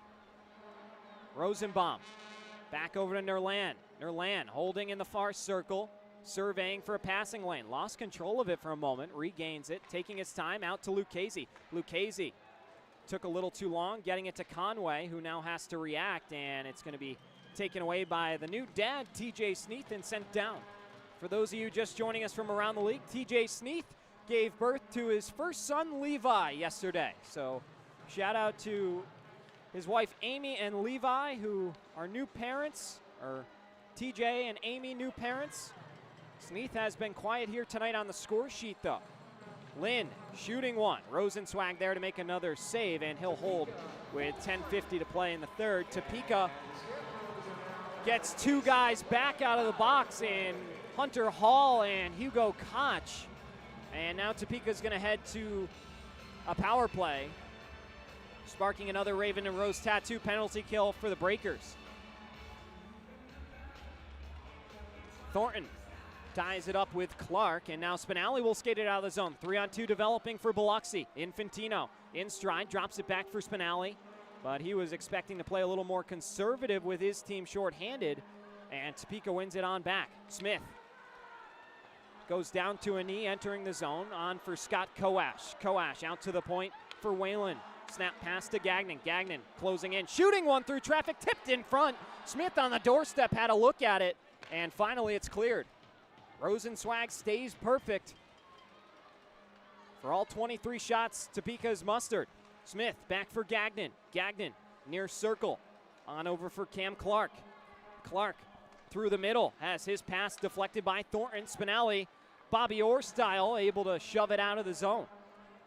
Halfway through period 3 here. My name's Devin Dobek. Thanks for tuning in to Breakers TV, wherever you're watching from. Scott Koash, feed to Gagnon. Gagnon's pass off of Rosenbaum back into the neutral zone. Scott Koash hops in over the blue line, and offside was Cam Clark over by the Breaker bench, and so another draw will come. 9:42 to go. It's our final, or our second media timeout. We'll take it and be back in a moment to Topeka, 4-0.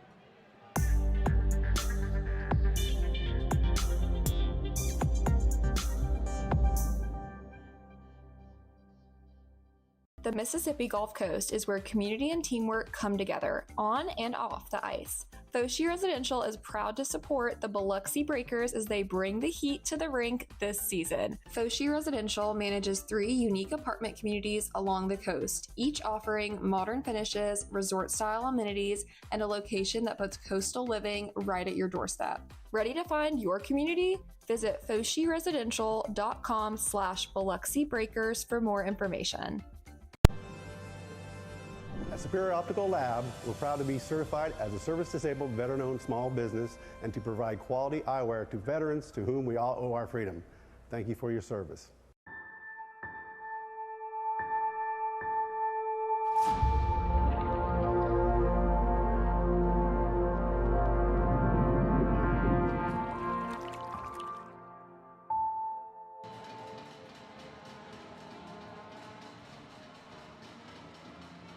.942 to go here, period 3. My name's Devin Dobek, joining you on Breakers TV, YouTube, Sportfy, 106.3 Super Talk Mississippi, and at Walk-Ons in D'Iberville.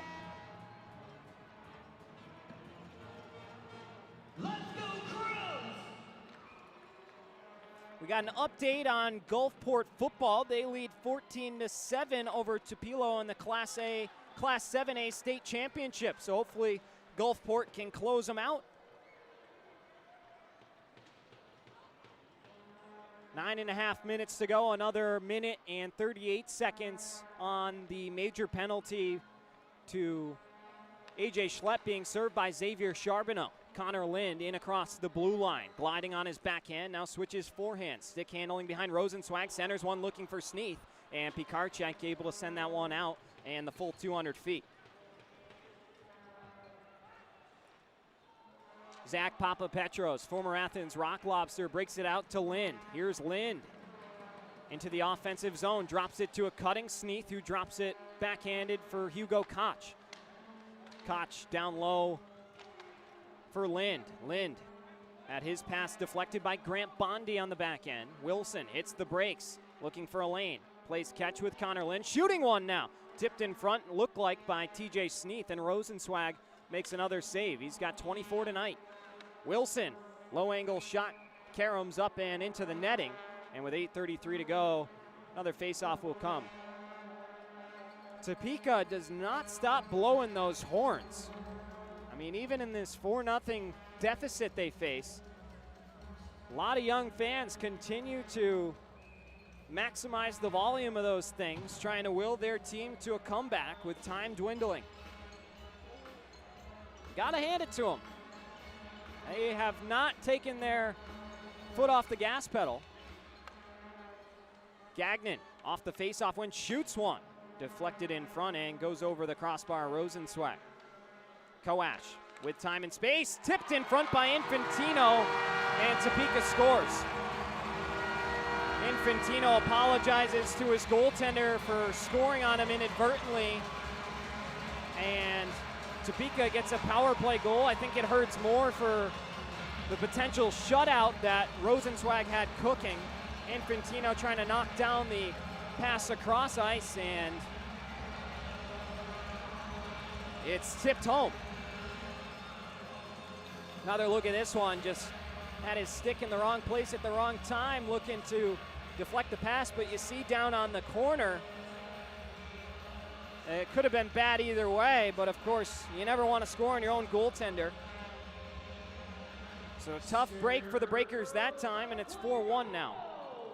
Another 25 seconds to go on the major penalty for spearing to AJ Schlepp. I think the thing I'm more curious about too is it looked like Schlepp was on the bench when the call was assessed, so I'm gonna have to go back and watch.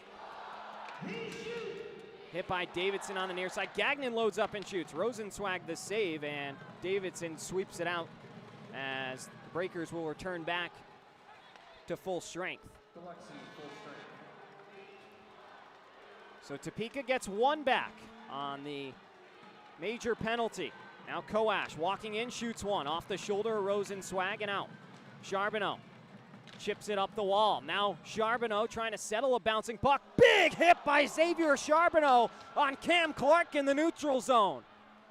Oh my goodness, a boomstick by Charbonneau. He was bracing for himself to get hit, and he flipped it right back and took out the former Binghamton Black Bear. Lind, shot for a rebound, picked up by Smith below the end line. Now saucer pass back over to Lind. Off the wall, peels it down low to Hugo Koch. Koch switches places with Lind, drops the puck off to him. Sneath's one-timer. Went through Rosenzweig, but wide. Now darting to the middle, here's Lind, forcing it over to Smith, who had his twig lifted by Nerland. Smith goes towards the goal, and now Nerland leads the charge the other way. On over to Pikarczyk. In front, they score! We'll see who leads the line. It looked like another deflection goal off a defender, and it's Lucas Pikarczyk with his first goal since his overtime winner on November 14th. Making it 5-1 Breakers. Pikarczyk with goal number 7 on the season. Had been in a bit of a scoring drought, but snaps out with a fortunate bounce that time, so each team's had one here in the period. And the Breakers now with a 4-goal lead late in period 3.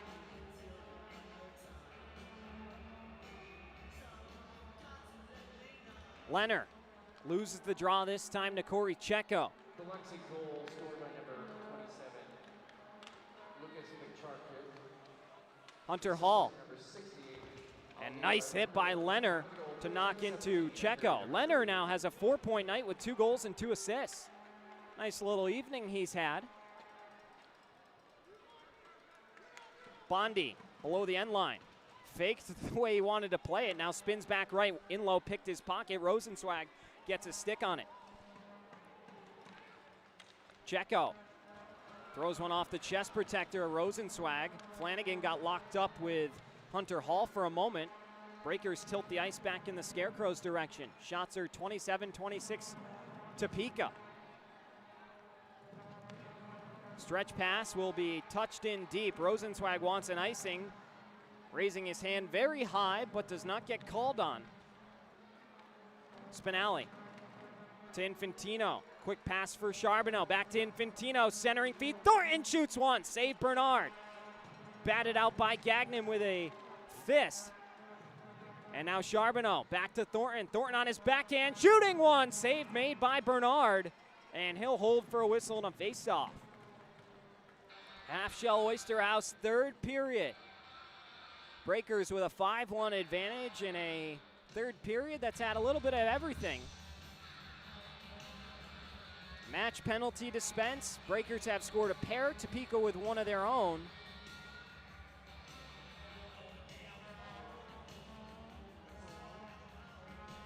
Take a look at the Monroe and Zydeco game. That is 6-1 Moccasins in the 3rd. Breakaway for Wilson, broken up by Lucchese.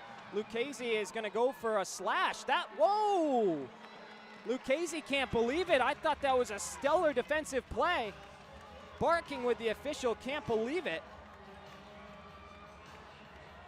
His team is up 4 goals, so you don't want to run your mouth and make it any worse. Well, that certainly looked to be a good effort from Lucchese on the back check, and he's going to be booked for a slash. So it's another Raven and Rose tattoo penalty kill set to come for Biloxi. Scarecrows going back on the Ace Electric Power play. Lucchese could not believe the call. Completely dumbfounded as he was escorted to the box.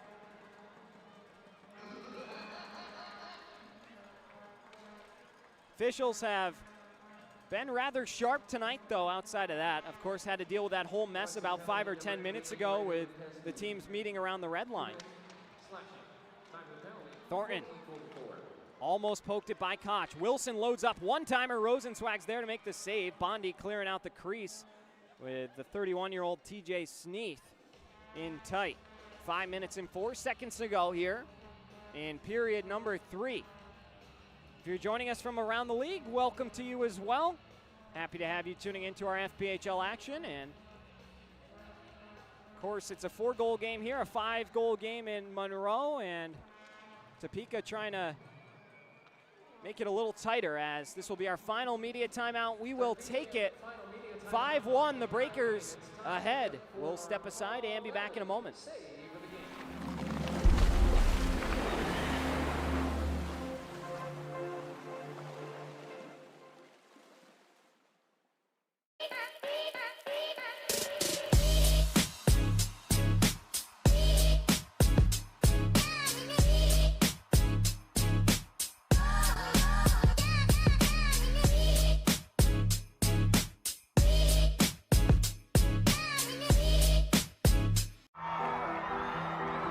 When injury knocks you out, Bienville Orthopedic Specialists will be there for you every step of the way.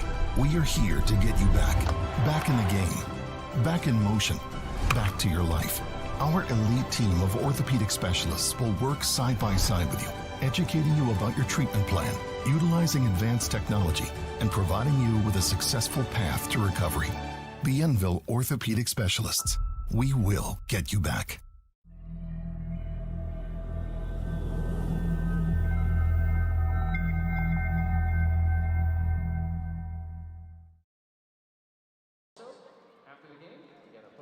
.458 to go here, period 3. Breakers lead at 5-1. Aldiner Land has been the story offensively for the Breakers with a pair of goals and a pair of assists. Josh Rosenzweig has been lights out tonight. His teammate scored on him off a deflection. I'm sure he'll give him a hard time for that after a likely win for the Breakers on the bus home, but Breakers have played a good game tonight. Redirection in front by Koch is held in the logo by Rosenzweig.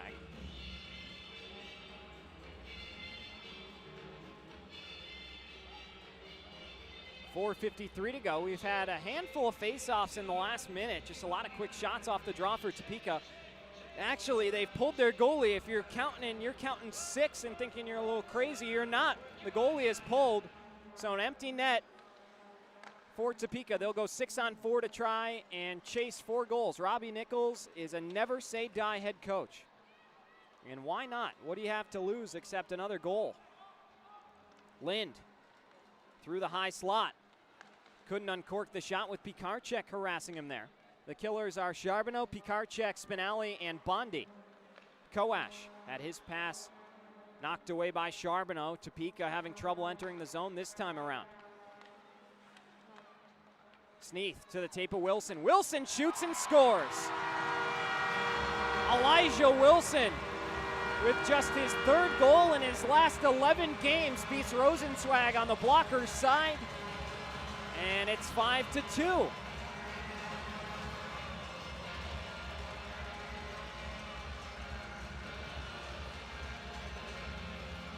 A nice low wrister by Wilson here, gliding in through the near circle, holds and shoots, and Rosenzweig just a little too far off that near post.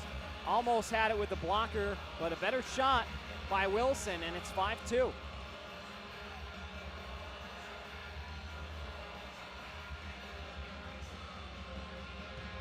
4:16 to go. Bernard returns to his cage as it's back to 5-on-5 with a power play goal scored by the Scarecrows.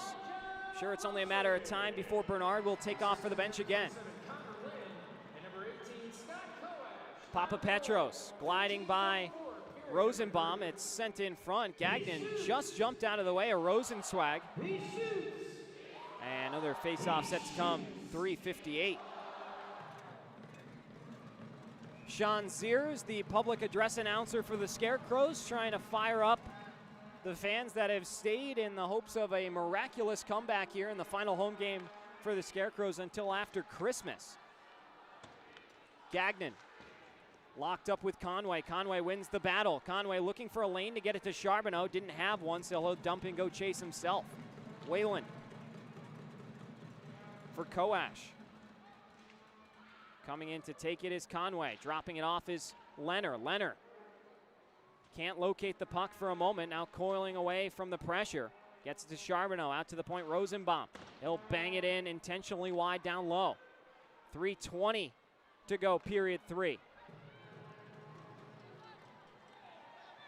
Near side, Clark drops it off to Koash. Koash, toe drag release, blocked down by Rosenbaum. He's blocked a lot of shots tonight. Might not see that on the score sheet. Is Rosenzweig, another big save with Koash on the doorstep. Another rebound by Gagnon. Josh Rosenzweig, are you kidding me? A big flurry to keep it a 3-goal game as now a scrum in the corner. Henry back up to his feet, and Koash with the puck. Koash dangles through Pikarczyk, still protecting the puck.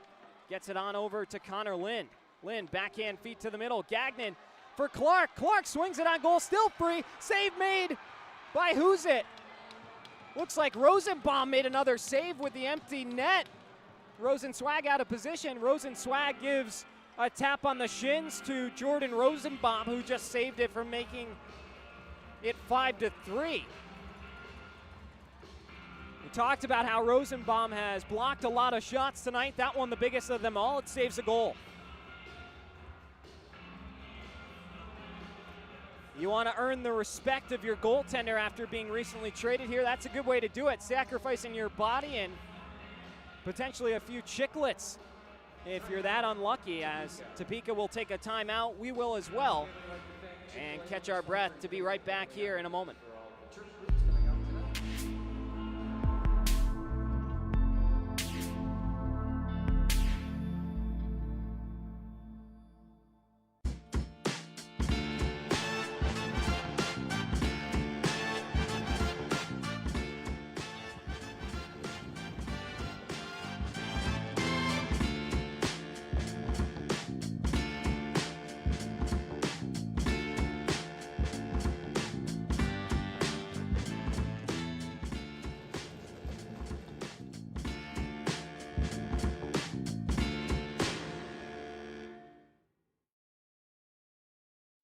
Strength isn't built in a single race. It's earned, mile after mile, pedal after pedal, step after step.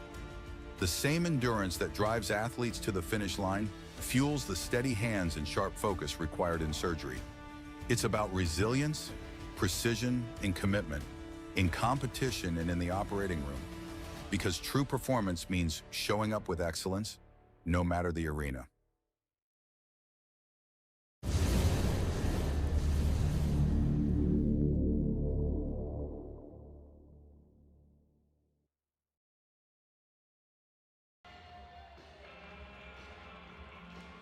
.238 to go in regulation time.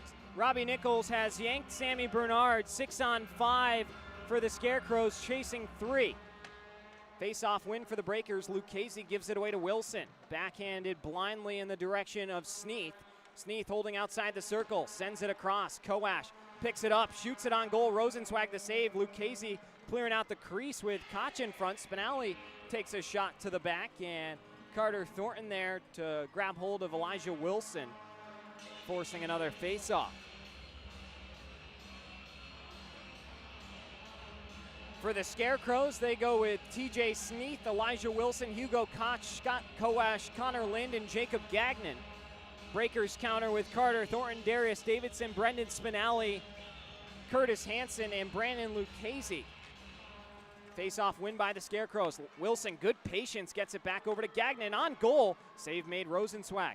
Pass to the back post. Koash was there, taken away by Lucchese and sent over to the near side. Hansen takes a good, clean, hard hit by Wilson, and it's sent back to the Scarecrows' end for an icing. 2:08 to go here, period 3. Breakers' next home game will be December 19th. We hope you can join us a few days before Christmas as they take on the Monroe Moccasins at 7 o'clock. Curtis Hansen on the draw with Elijah Wilson. Wins it cleanly to Lucchese. Lucchese, why not? Sends it the full 200 feet and wide, and we'll do it again. Lucchese with a pair of goals this season. Rosenzweig comes over to have a conversation with him in the near side corner. Shipping up to Boston, blaring in through the speakers here. Gives me a little taste of home back in Massachusetts. Always interesting to hear it elsewhere, but you can't beat that beat. Does it carry 3 goals with it? That's what Topeka's hoping. Koash and Hansen on the ensuing draw. Curtis Hansen, assistant captain for the Breakers, 5'10", 180 out of Watertown, Minnesota, 27 years old. 3rd straight FPHL season and 2nd playing in Biloxi. Was with the Seawolves last season. Queen win to Lucchese. Lucchese opts this time to try and just bank it out and kill some time. Thornton now with it. Thornton tries to take a shot. Puck pinballs around through the neutral zone. Davidson spinning it and just missed the far post. No icing though, as he was just over the center red line. Given away, Lucchese couldn't pop it out of the zone. Wilson right to work. Spinelli takes him down, and now Topeka's going to get ready for a 6-on-4. Looked like Sneath tried a Michigan move for a moment there behind the goal. Gagnon shoots one into the glove of Rosenzweig, and Rosenzweig with a little bit of a Soto shuffle there. Making sure nobody's going to grab that puck. He is a character.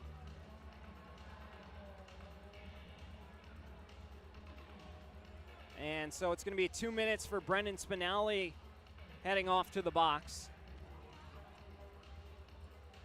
91 seconds to play in regulation, and Breakers and Scarecrows trying to see how much longer they can make this game last. Already 10:01 local time. They're giving a penalty shot to Elijah Wilson here. So no power play. Instead, it's going to be a penalty shot. I don't know if Wilson was free enough to warrant a shot, but that's why I'm not wearing the stripes. Will be number 16, Elijah Wilson. So penalty shot coming for Elijah Wilson. In on Josh Rosenzweig. Wilson comes in on the far side, hits the brakes, slowly meandering in. Now speeding up a bit, and Rosenzweig says, no thank you, denying him with the pad and a couple words after as well, as he goes for a lap over to the far side. Coming up with a big stop to add to his night. Spinelli comes and thanks his goaltender for bailing him out of making it a 5-3 game.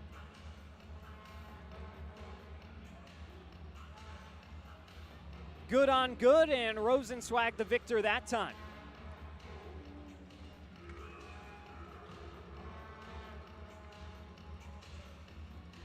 Infantino will take the draw against Elijah Wilson. They continue to have a couple words with each other ahead of the draw. Face-off is won by Wilson, but right out of the zone into the neutral area. Goalie still pulled for Topeka. TJ Sneath into the offensive zone, drops it off to Cam Clark. Clark back for Elijah Wilson, top of the key. Gagnon loads up and shoots, broke a stick of Conway on the shot block, and Rosenzweig able to use the radar and track that one down for a whistle. If the score holds, the Breakers will improve to 5-11-1. Topeka will drop to 10-5-0. Robbie Nichols is asking for a timeout. He's already used one and trying to see if he can get a second. The referee says, no, you already used your one. And he's saying, I thought I get two. And the referee says, no, you do not. So we continue to play on. Tie up on the far side wall. Lind top of the circle, looking for a lane, had Clark for a moment. Clark bats it out of midair and offline. Taken away by Leonard. Leonard gets it to Nerland. Nerland shooting one, the full 200, just missed the net. That would have been a hat trick if Nerland had found the netting. And just offline, Breakers have tried their luck to shoot at the full length about 3 times now, and they've been unsuccessful with the empty net. 6 on 5 with the goalie pulled. 50.8 seconds to go here, period 3.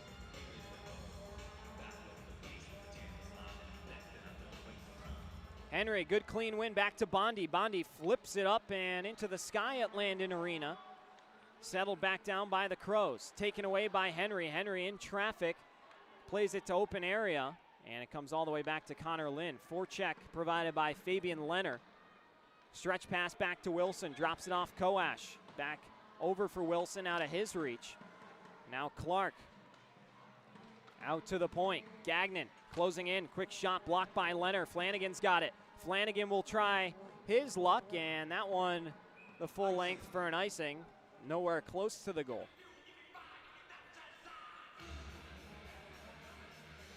16.5 seconds left to go here, period 3. Breakers headed back to Biloxi for a week of practice before going out to Monroe for a pair with the Moxons in the first 2 of 4 straight.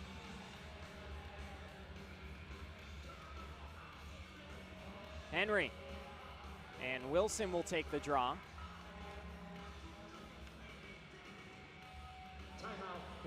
And Charlie Penz will take a timeout of his own, similar to what Robbie Nichols did with 5 seconds in the game last night in a lead. So we will catch our breath as we have got 2.5 minutes here and hear for a word from our sponsors.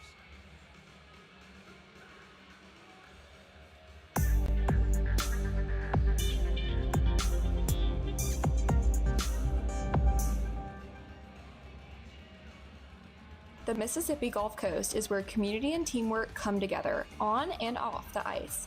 Fosi Residential is proud to support the Biloxi Breakers as they bring the heat to the rink this season. Fosi Residential manages 3 unique apartment communities along the coast, each offering modern finishes, resort-style amenities, and a location that puts coastal living right at your doorstep. Ready to find your community? Visit foshiresidential.com/Biloxi Breakers for more information.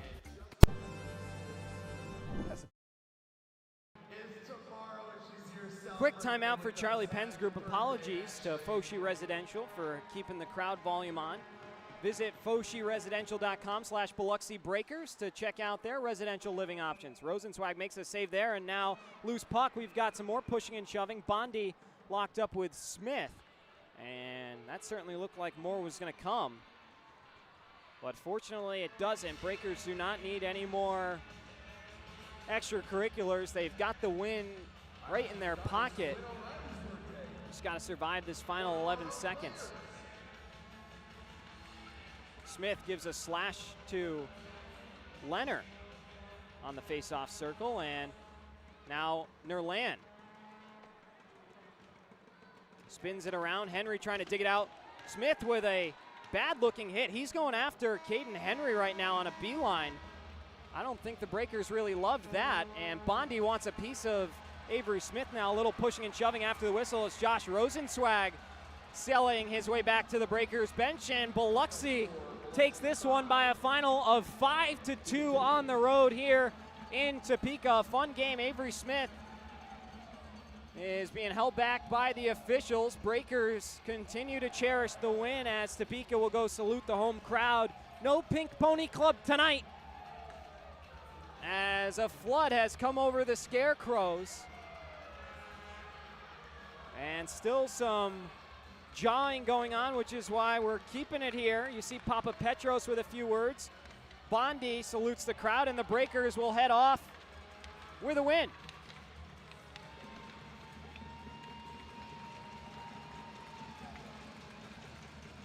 So the Breakers pick up win number 5 on the season. They split with the Scarecrows this weekend. And we're going to take a quick break, catch our breath, and come back for a Breakers post-game show when we return. Don't go anywhere. If you're leaving us now, thanks for stopping by. stop at the Ticketmaster for tickets.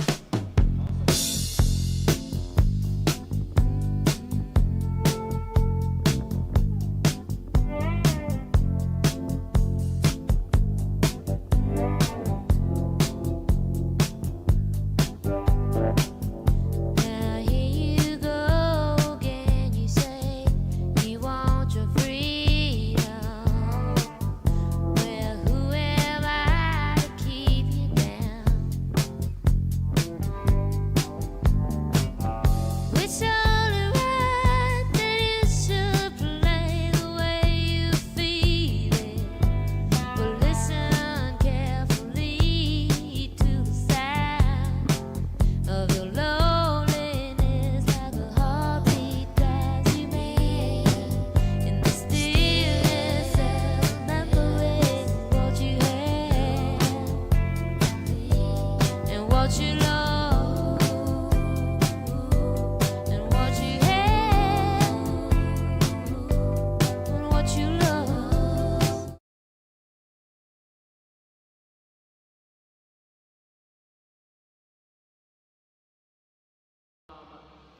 We welcome you back into the broadcast booth. They just announced the 3 stars of the game, and it was 3 Scarecrows. That happened in the opening weekend when the Breakers won as well. So 3 Scarecrows are the 3 stars of the game in their eyes, but stars of the game doesn't really matter too much. It's just they lost 5-2 there, and still all 3 Scarecrows are the 3 stars. So that's beyond me, but let's take you through the box score here tonight. A fun affair that unfolded here tonight. It was Declan Conway getting the scoring started at 4:51 with his 12th of the season from Caden Henry. Then at 12:05 in period 1, Nerlan with his 5th of the year from Henry made it 2-0. Into the second period we went. The shots 12-10 Topeka. In the second period, Nerlan the lone goal to make it 3-0 with the assist going to Dylan Infantino. Infantino extends his point streak to 5 games with that assist here tonight. Just 5 shots aside in period 2, so bringing the totals to 17-15 Topeka. And then in the third period, Xavier Charbonneau with his first professional goal opened the scoring at 5:02 with the assist going to Henry and Nerlan. Then at 11:38 on the power play, unassisted, Scott Koash scores on the deflected goal by Dylan Infantino there that time. 13-17 even strength. Lucas Pikarczyk from Nerlan and Henry makes it 5-1. And then on the power play, Elijah Wilson makes it 5-2 from Lind and Koash. Final shot totals in period 3 were 22-11 Topeka. 39-26 in the game in favor of the Scarecrows as well. A.J. Schlepp ejected with a match penalty for spearing. You'd imagine a suspension will absolutely be coming. A multi-game suspension will be coming with that. So unfortunately they do lose A.J. Schlepp as a casualty in this game, but the Breakers played well. They got the win. They didn't have their foot on the gas the whole time, but they still were able to limit Topeka's offensive zone time, clog those passing lanes. Jordan Rosenbaum, you might not see him on the stat sheet tonight, but he played exceptional blocking shots, saved a goal when Rosenswag had made the initial save and the goal was open. Rosenbaum stepped up to block it down with his body. It was a great night. Caden Henry, 4 assists, adding to what's already been a career year for him. Reigning Rookie of the Month in October, November, now picks up another 4 assists. 2 goals and 2 assists for Aldi Nerlan as well to make it a 5-2 game. What's up, JR? How are you? Have a safe trip, bud. Thanks. You as well. Have a safe trip home. Appreciate it. I had your team stars, all 3 of them. All right. I appreciate it. Goalie, I had him, called him down. So that's JR, the off-ice official. He says that he ruled all 3 stars in Biloxi's favor, but unfortunately he was overruled and they were all Scarecrows. So sometimes he doesn't get it done, but it is what it is. Exactly. We got the goals, but not the stars. 3 points. Good to see you, JR.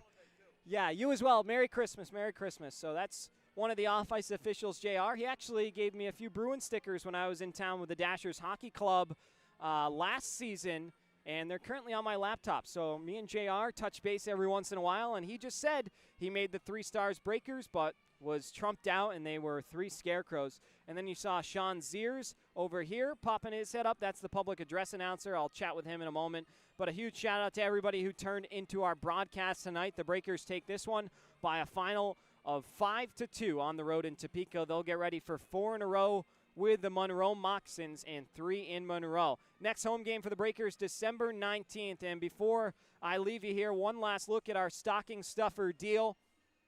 4 terrace-level seats for the December 27th game, 4 Breakers official game pucks, 4 small waffle cones from Ben & Jerry's, and 4 Sky Zone jump passes, all for just $88. That's a $224 value. You can purchase by calling that number on your screen, 228-731-3399. We hope to see you all in the house.